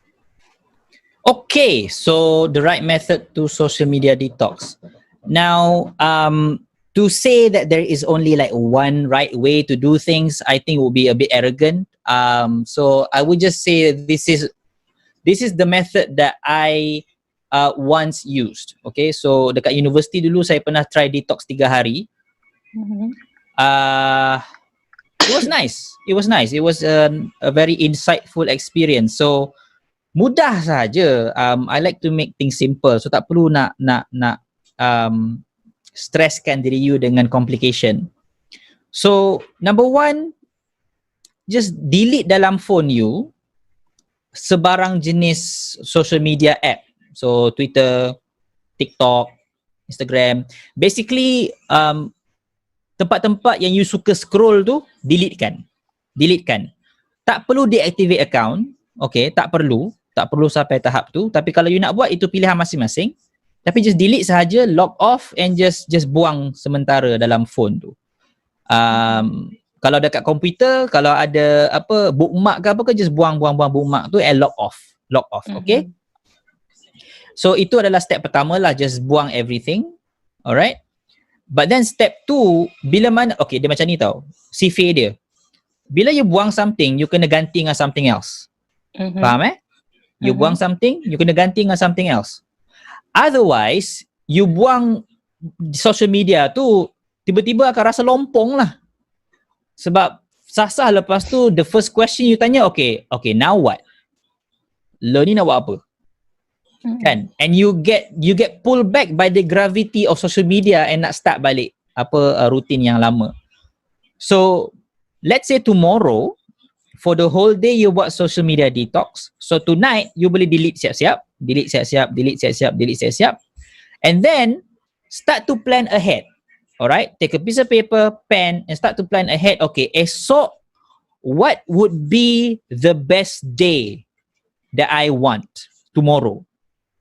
Right? Nak bangun pukul berapa? Nak buat apa time tu? And then lepas tu nak buat apa? And then lepas tu nak buat apa? Bila nak rehat? Nak rehat tu buat apa? And then teruskan sampailah the end of that day. Okay? And bila esok datang, execute lah apa you plan tu. Alright? It's better than you start the day with no plan.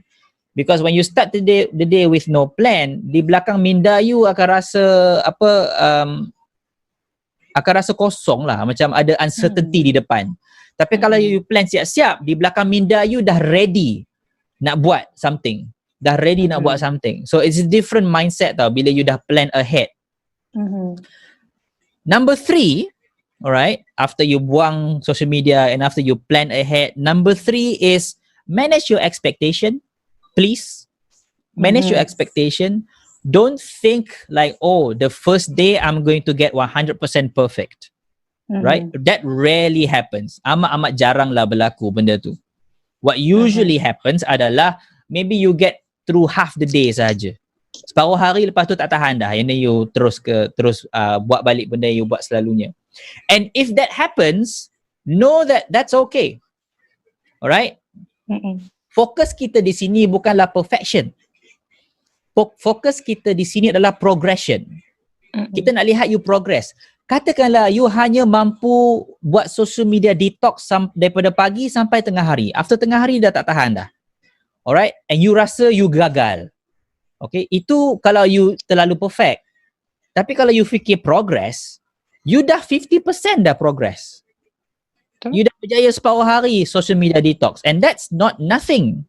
That is something to be proud of, right? You boleh tick sebagai good job, right? Because you start from zero and now you 50%. Okay what? You start from zero. Sama juga macam konsep jadual. Ramai orang dia rasa down pasal dia tak ikut jadual dia. Saya faham, saya pun macam tu juga. But then you kena tengok berapa persen yang you mampu ikut. Katakanlah 20%. That's good. Daripada 0% tak ada jadual, you boleh ikut 20%. That's good. So for the next day or the next time you nak try benda ni, try aiming for 21%. 51. So macam progress, right? So that's what I mean when I say manage your expectation. Setengah orang dia jadi down, demotivated pasal expectation dia tak realistic. Expectation dia over sangat. So expectation dia menyebabkan dia sabotage diri sendiri. So manage your expectation. Kalau you rasa benda tu susah sangat nak buat, then lower your expectation. Right? Lower your expectation. Sampai ke tahap yang you rasa, okay, aku boleh buat benda ni. At least you ada momentum tu untuk mula benda tu. And once you ada momentum, you ada dah selesa dah, you rasa macam okay, I can do this, dah jadi rutin dah kan. Okay, now you increase the expectation. Nampak? Progress. Janganlah terus nak melompat apa tahap yang paling tinggi kalau you lompat depan sikit pun tak pernah try. Kan? So that's the whole idea of social media detox from my perspective. Saya bukan nak kata this is the best way ke. Saya bukan nak kata this is the only way. This is one way. Right? You can try it kalau you nak. You boleh mula esok ke apa ke kan. Try it and see how it goes. See how it feels like. So nak tahu is it right for you or not, lihatlah dia punya kesan dia. Does it help with the anxiety yang you rasa pasal social media tu? Does it help with any problem issues that you have about comparison? Does it help with your stress level? Does it help with your overall ketenangan? Does it help? If it helps, then continue je lah. Dia memberi kesan yang baik tu, continue je lah. So that's my take on it. And bila you stop, whenever you decide to stop, you rasa macam okay, I'm okay now, saya boleh stop and try to reintroduce perlahan-lahan. Jangan terus macam dah stop terus masuk selam balik. Reintroduce perlahan, sebab kadang-kadang kita rasa macam kita perlukan semua social media tu. But selepas kita buang semua, kita rasa macam aku mungkin perlu Facebook je kot, ataupun Instagram, ataupun just ni saja. Aku tak perlulah yang ni. So tak perlu banyak sangat pun. Dia macam you nak bersihkan bilik kan. Mula-mula bilik tu bersepah gila. And you rasa macam aku perlukan ni. So nak bersihkan bilik tu susah. Satu teknik nak bersihkan bilik adalah buang semua di luar. Letak semua barang kat luar bilik. Bilik tu kosong. And then slowly masukkan satu persatu. Aku nak tak benda ni? Perlu tak? Nak tak benda ni? Perlu tak? Nak tak benda ni? Perlu tak? And you start to realise yang sebenarnya aku taklah perlukan banyak sangat benda. Kan? Rasa je macam perlu. Kan? So that's my answer to the question lah of how to social media detox. Okay, thank you Brother Aiman. I'm actually very much attracted to your last point. Mana kita kena buang sikit-sikit dan tengok mana yang kita sebenarnya perlu ataupun tak perlu. That is basically, we have to master the art of letting go. Letting go is not easy, tapi you have to slowly do it. If you tak nak kena juga buat. Jadi the suggested ways yang Brother Aiman dah ketengahkan tadi sangat mudah sebenarnya. So first is we try to delete the app.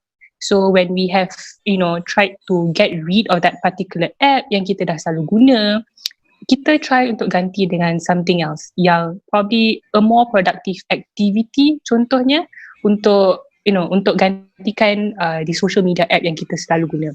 Then second is for us to plan ahead, because planning ahead is the key to everything for us to actually see what is waiting for us in the future, so that macam kita tak rasa kosong sangat, so that kita tahu like I have things to do, so I have to achieve all these goals so that kita rasa bermakna lah sikit hidup ni. Dan kemudian we have to learn how to manage our expectation. So how do we manage our expectation? So we put realistic expectations, sebab we have to know the nature of expectation ni adalah it kills. Expectations kill. Jadinya kita boleh ada expectation, tak salah, tapi macam mana kita nak ada expectation adalah kita adakan expectation yang realistic. And how is it realistic is kita tengok juga kemampuan diri kita tengok progress diri kita, how do we progress from one stage to another, and then kita tambah lagi expectation, and you have to know where you stand. So that is very important. Okay, thank you Brother Aiman for that very last question. Do you have anything to add? Nope, so far so good. Kita masuk terus kepada soalan daripada penonton pula. Okay, we go straight to the questions. So soalan yang pertama adalah from YouTube. Okay, dari saudara Muhammad Fahim. Soalannya is, internet is the umbrella and social media is one of the components under the big umbrella. What are the other components under the big umbrella that exist and how the youth can benefit from it? Good question. So other than social media, you have online websites, blogs, you have forums, and you have basically sites other than Facebook, Twitter, Instagram, and so on. Itulah, right? So you... Sorry, my son is here, by the way. Nah, peluk ni. Wait. Nah, there you go.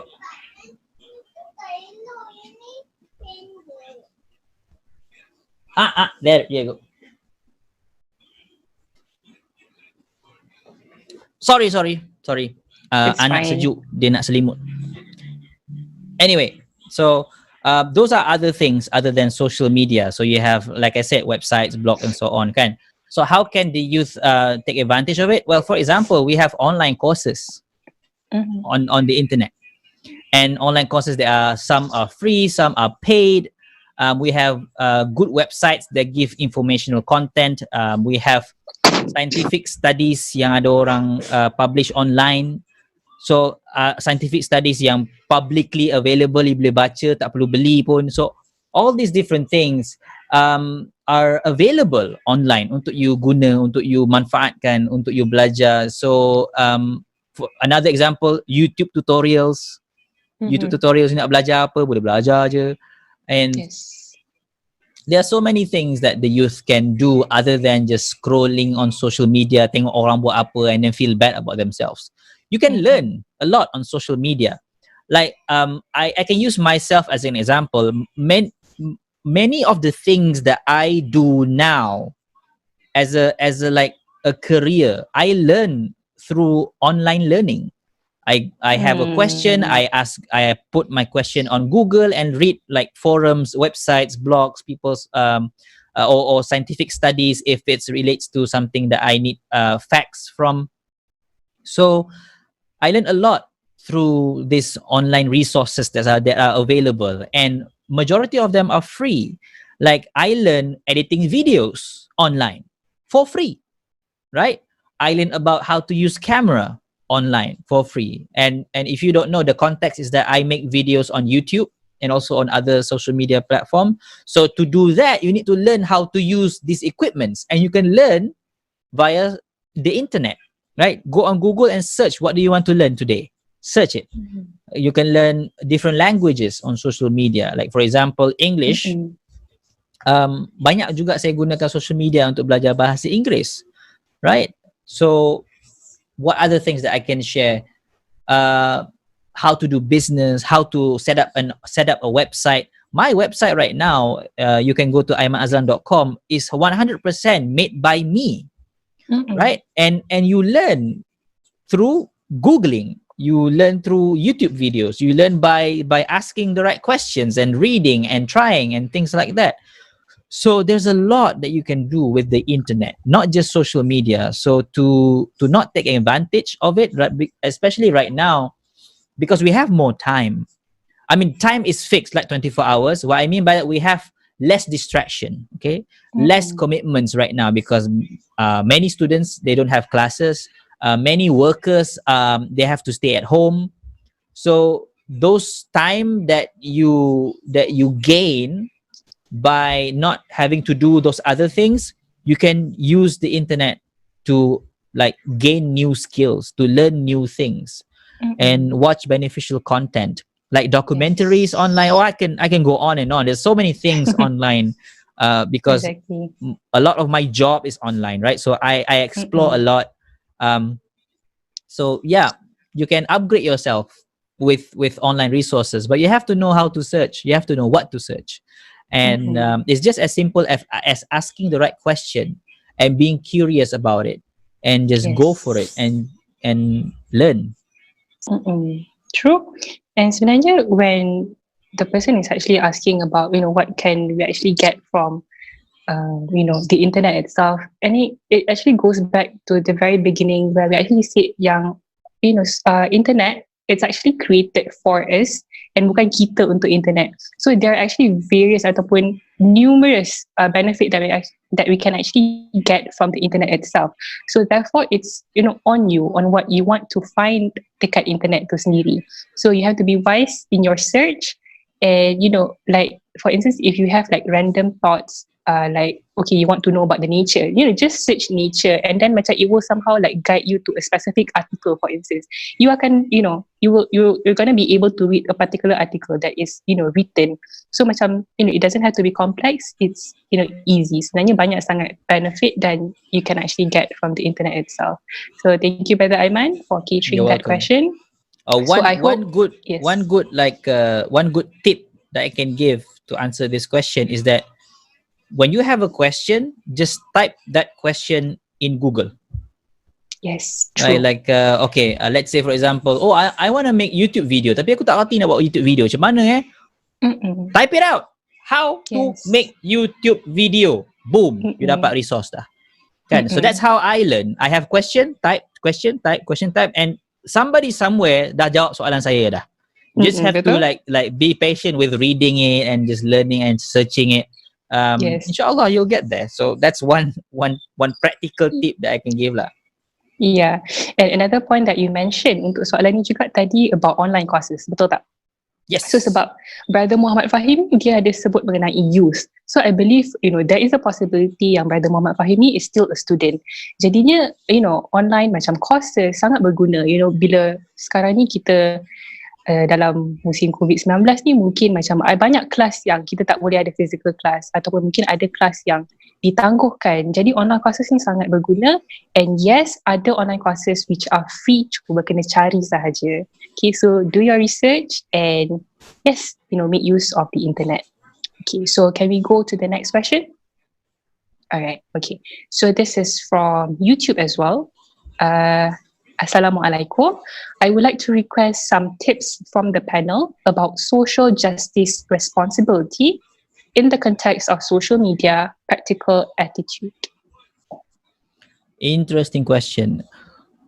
So the questioner used a very specific term like social justice. If let's say if we were to have a discussion, I would ask like you define first what social justice mean. But since it's asked in a general form, I'm going to answer in a general form as well.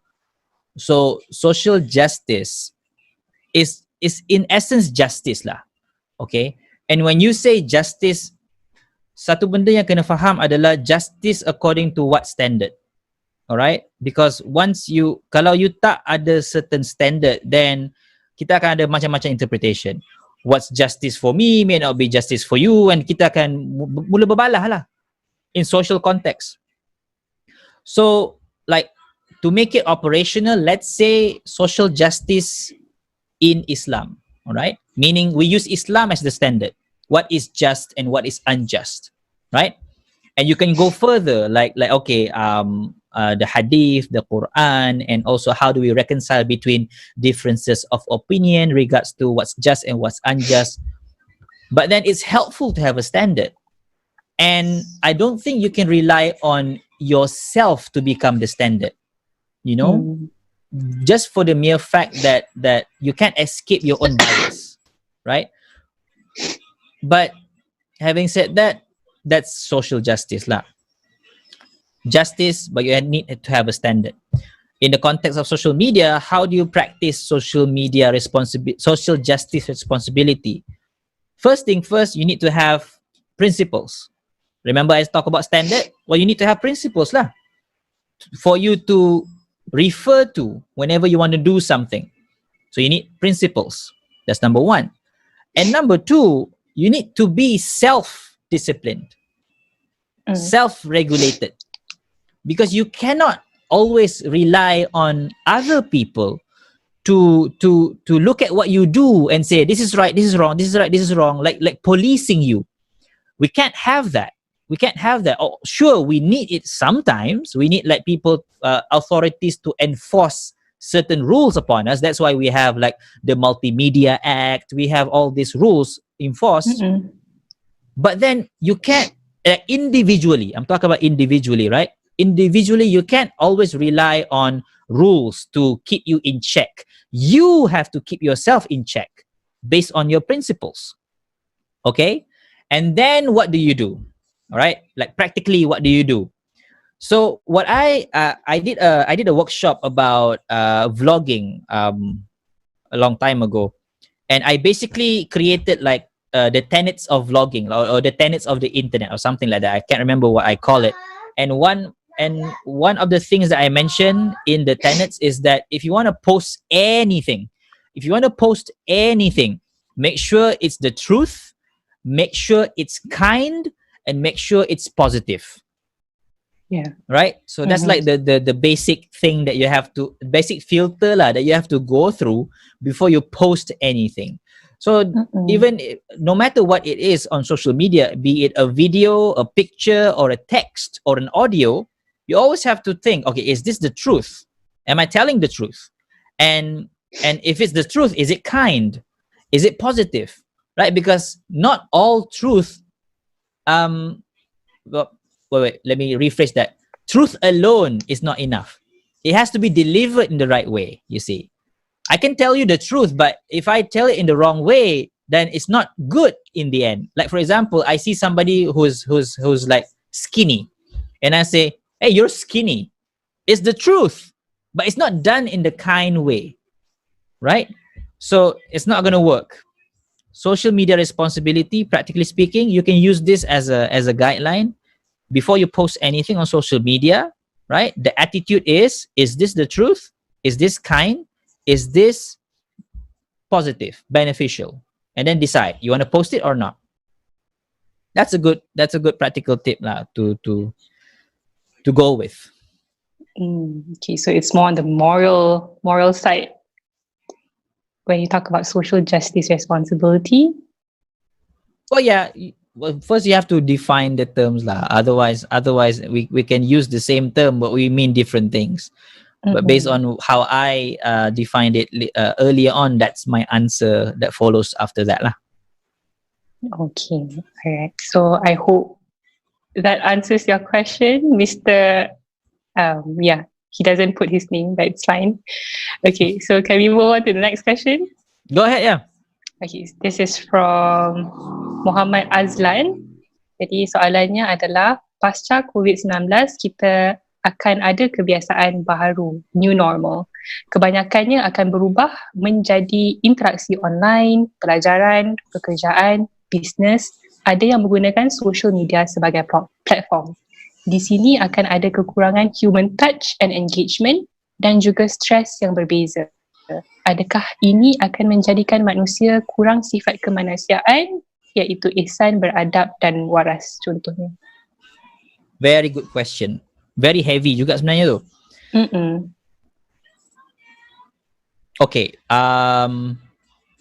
Probably you can actually explain, what is new normal sebenarnya. What is new normal? Yeah.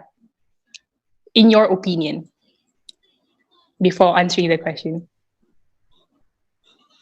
Normal is not made by default. Right? Dia macam benda tu taklah normal, inherently normal. Normal ni kita jadikan ia normal. You see? So there's a process. Dia ada proses tau. Pada asalnya dia tak normal, but then dia ada proses sampai dia rasa macam okay, normal lah tu.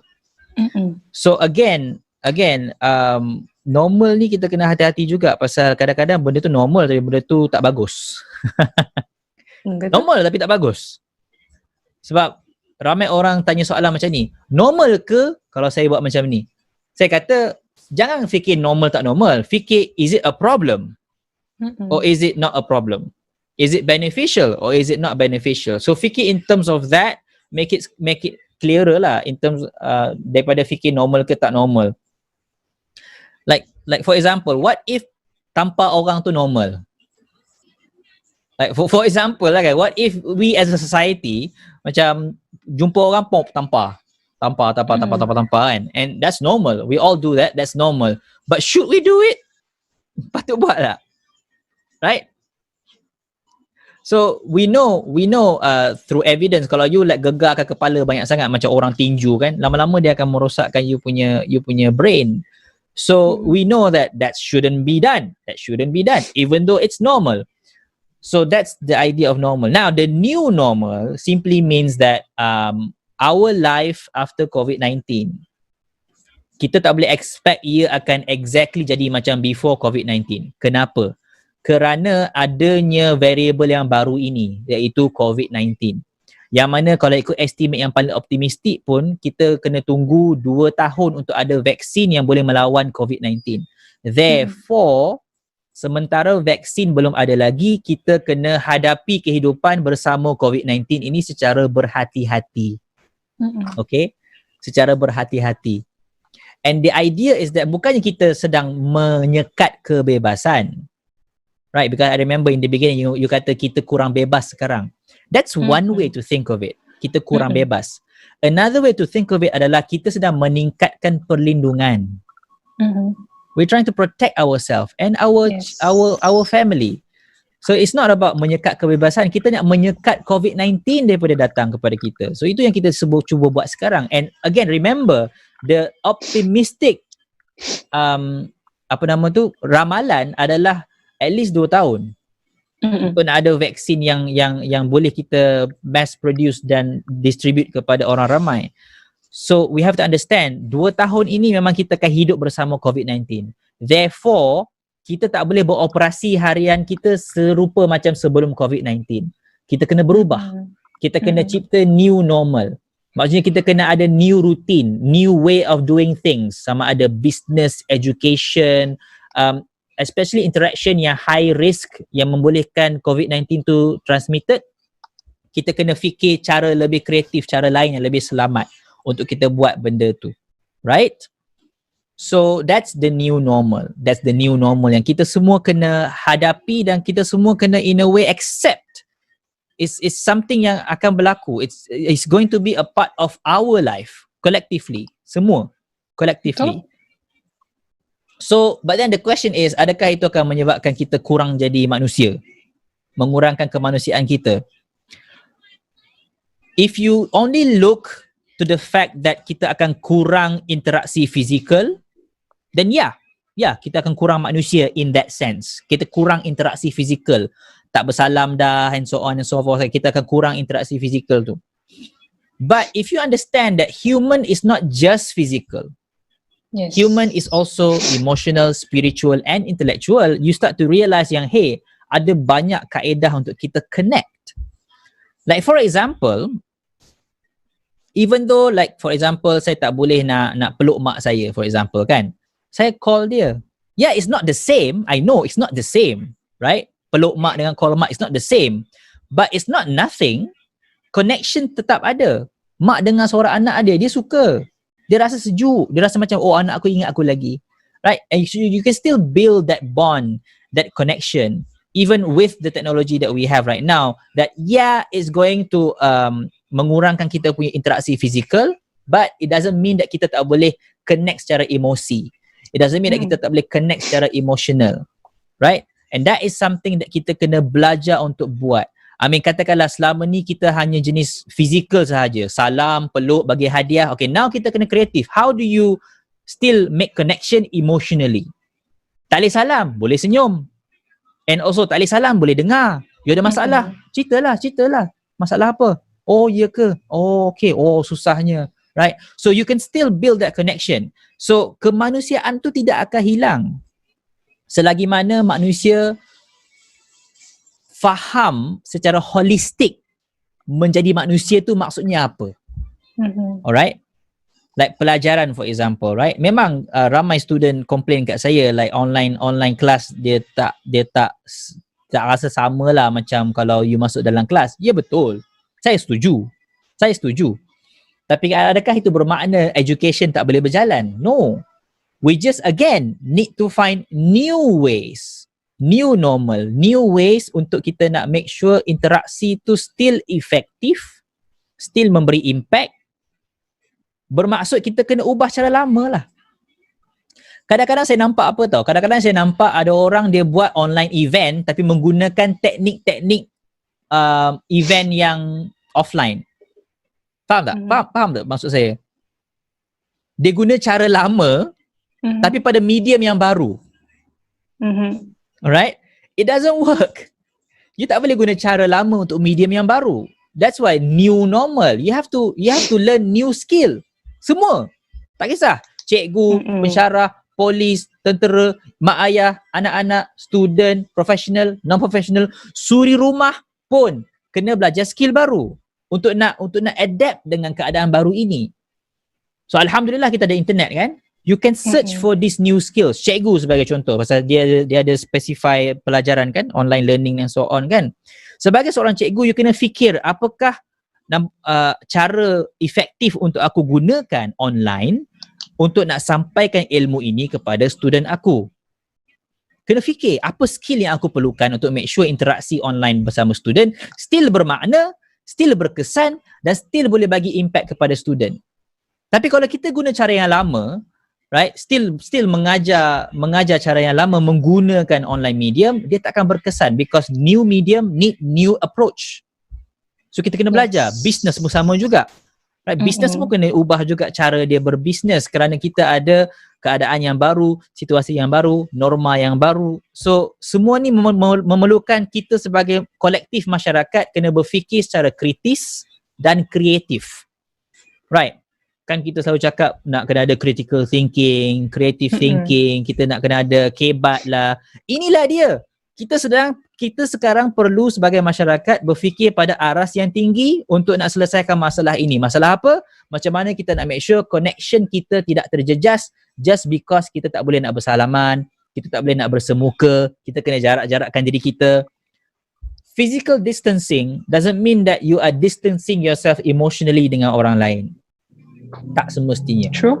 Right? You can still have that human connection too, but you have to like work harder to get it. You have to work smarter to get it. Itu sahaja. Dan saya tak fikir kita akan hilang kemanusiaan kita. I don't think so. If we understand what being a human is really all about, kita tak akan hilang kemanusiaan kita. Alright?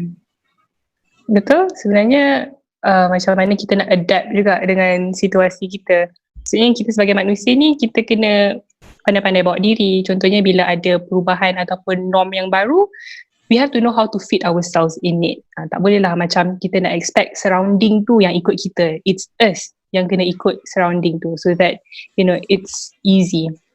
Okay, jadinya untuk saudara Azlan, saya harap Brother Aiman dah pun menjawab soalan yang diberikan tadi.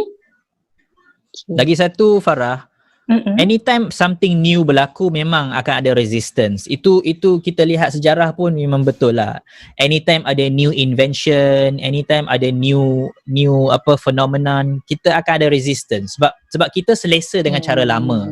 Betul. Understandable lah kan? Kita selesa dengan cara lama. Human beings ni dia nakkan familiarity. Dia tak nakkan benda yang misteri. Bila ada benda misteri dia akan rasa automatic akan rasa macam defensif tau. Benda ni aku tak biasa. Kan? Sebab itulah ramai orang dia tak nak belajar benda baru. Like orang dah biasa dengan analog system, bila nak transfer kepada digital system, dia akan rasa macam tak nak kan? So understandable, memang orang akan rasa ada resistance, kan? Akan rasa doubtful dengan benda baru ni. But understand, this is our behavior since the beginning of time. Anytime ada benda baru yang datang, kita akan resist. Betul. Anytime kita akan rasa macam ini mengganggu cara hidup kita sebelum ni. The invention of a vehicle, kereta pun ada orang bash, kata, oh ini invention akan mengganggu kita kehidupan sebelum ni. Invention of peti sejuk, invention of macam-macam lah. Bila ada invention sahaja, bila ada benda baru yang timbul, kita akan ada resistance. The point that you mentioned is true. Manusia kena belajar adapt. Because you can't expect things to become exactly the same all the time. True. So you need to be okay with the reality yang benda boleh berubah bila-bila masa. And you have to adapt. You have to adapt. Kita semua kena adapt. And knowing that we are in this together is human. It gives us solidarity tau. Rasa solidarity yang kita semua rasa benda ni. Seluruh dunia rasa benda ni. And what is more human than that? Bila you boleh rasa what everybody else rasa. There's nothing more human. That's a pure human experience. Yang you rasa benda sama yang orang di US rasa, orang di Spain rasa, orang di Venezuela rasa, orang di Afrika rasa. You rasa benda tu. We're all in this together. And if that's not human, I don't know what is. Okay, that's a very good one, Brother Aiman. Thank you so much. No, you're welcome. Alright. Jadi tadi berbalik kepada soalan yang pertama yang diberikan oleh viewer kita, di mana dia ada mengatakan what are the other components under internet. Sebenarnya ada juga suggestion dekat YouTube, di mana if you don't like to read physical books, there are infographics summary dekat YouTube juga for physical books. So probably you can make use of that juga, okay? Yeah, there's even an app for that. Yes, exactly. There's even an app for that. So that's for you to find out, for you to explore the internet, because the internet is a very big place. Okay? Alright. So sebenarnya kita dah pun sampai ke hujung Bukan Borak Kosong kita pada minggu ini. Jadi sebelum tu saya nak tanya dulu lah, if Brother Aiman ada anything to add to our discussion today, anything saya sendiri terlepas mungkin? Well, nothing to add. Just I guess as a last word from me lah kot. Social media is not your life, and your life is not social media. Just take it as what it actually is. It is just a tool, nothing more, nothing less. It's not your life. Let's say katakanlah Facebook tiba-tiba decide nak delete you punya account, it's not the end of your life. It's not. Katakanlah Instagram decide tiba-tiba dia nak buang like button tu, it's not the end of your life. So don't make it your life, okay? Don't make it your life. Your life is much more than that. Your life is vibrant, colorful, ada ups and downs, ada yang manis, ada yang pahit. So just appreciate your life and in all its complexity and difficulties, ease, good moments, bad moments, everything. And just realize that at the end of the day, it is what you make of it that matters, right? You're given a set of cards. What you do with the set of cards that you got, that matters, right? So it all comes back down to your individual choices, right? And you will be responsible for all your choices, be it good or bad. And that's what I think my main message is to everybody today. Own it. Own the choices that you make. True. I mean, I really like the part where you said, we have the responsibility on everything that we do. That is so true. Mungkin sedikit perkongsian daripada apa yang saya dengar daripada kawan saya. Masa awal-awal musim PKP hari tu, saya ada telefon kawan saya ni. She's a kind of person yang memang tak ada social media langsung. No Twitter, no Instagram. And I really wonder macam mana dia buat, macam mana dia cope dengan benda tu. Dan sebenarnya when someone actually does something that you cannot do, mestilah you tertanya-tanya, what is the secret behind it. So to relate, bila Brother Aiman banyak menyebutkan, we have to be realistic, we have to know yang macam hidup ni is a mixture of everything. So she actually pointed out, why should I be worried when I don't have social media, when I appreciate real connections better? When I appreciate real connections better, I tanyalah, I asked further, what do you mean by that? Dia kata, I can call them, I want to hear their voice, that is way better. Or probably macam, okay, sebelum, semua yang terjadi sekarang ni, probably can actually meet them physically. She appreciates that better. And sebenarnya betul. Sebab when you actually meet a person face to face, you can actually listen to them genuinely tau. You tahu apa yang dia nak cakap, and dia tak pick and choose apa yang dia nak cerita mungkin. Ataupun you can actually have a heart-to-heart talk probably. That is way better. Ataupun macam, you should say, she actually said yang macam, why should I go on social media when I can reach my friends physically, dia cakap macam tu. So I really like that. It's something yang susah nak faham, tapi when you actually understand, it means a lot. So sebenarnya, we have to admit yang we really love genuine ataupun real interactions daripada the ones on social media, because it is not as satisfying as bila kita jumpa orang secara physical.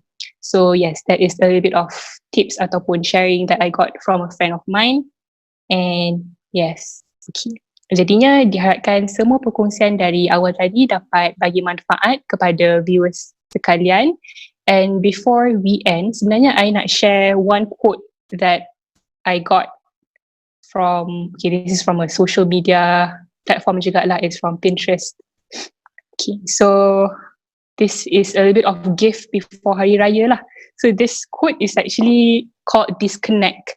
And when the moment I read it, I rasa macam, dekatnya dengan tajuk kita hari ni. Sebab hari ni tajuk kita adalah social media detox.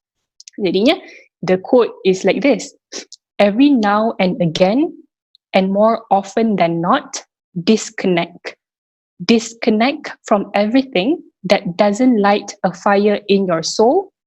Set down your phone, shut off your computer, tuck away your planner, and reconnect with everything that does light a fire in your soul.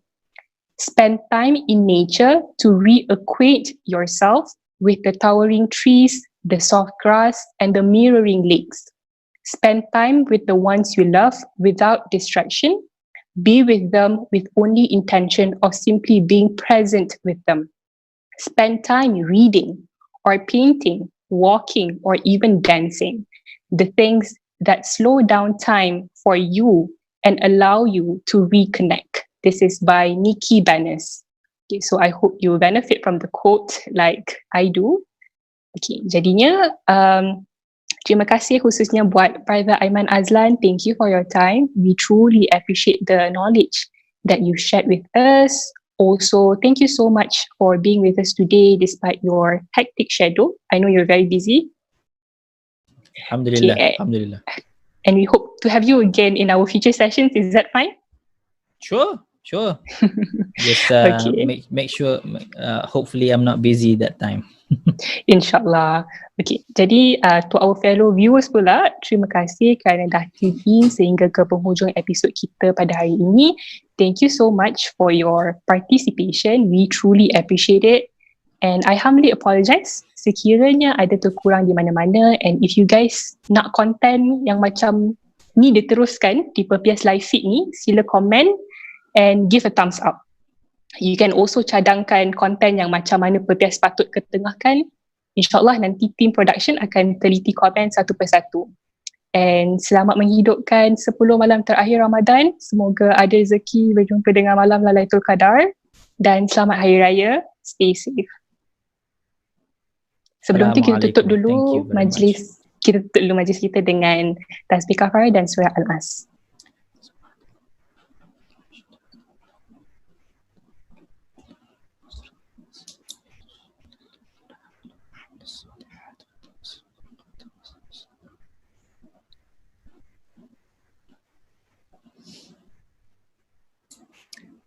Assalamualaikum. Bye. Bye.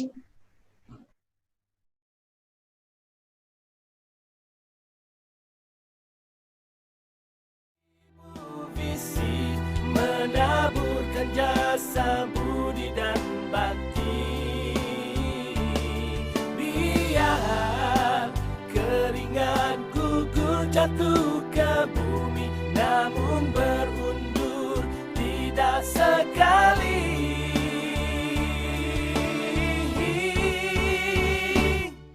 Bersama kita bina cinta dan harapan untuk hari ini dan masa depan. Kita aturkan langkah seiringan demi satu wadah perjuangan, agar esok menjanjikan kegemilangan. Biar 1000 anak duri dan halangan tempuh dengan tekad keazaman, tetap teguh berdiri gagang bergandingan di persada kehidupan perjuangan, di persada kehidupan perjuangan, di persada kehidupan perjuangan.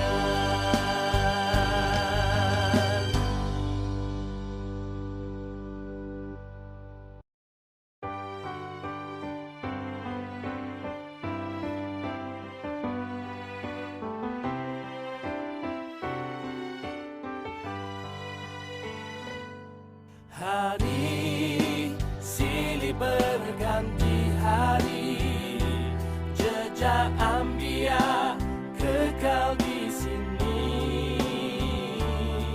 Kita penyambung warisan abadi, penerus generasi ibu pertiwi. Langkah aturkan 1000 visi, menaburkan jasa budi dan bakti. Biar keringat gugur jatuh ke bumi, namun berundur tidak sekali.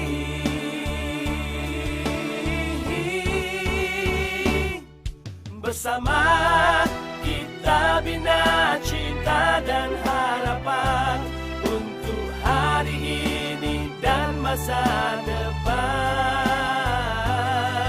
Kita aturkan langkah seiringan demi satu wadah perjuangan, agar esok menjanjikan kegemilangan.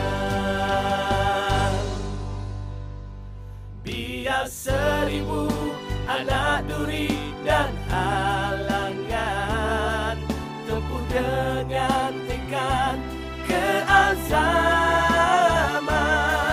tetap teguh diri gagang bergandingan di persada kehidupan perjuangan, di persada kehidupan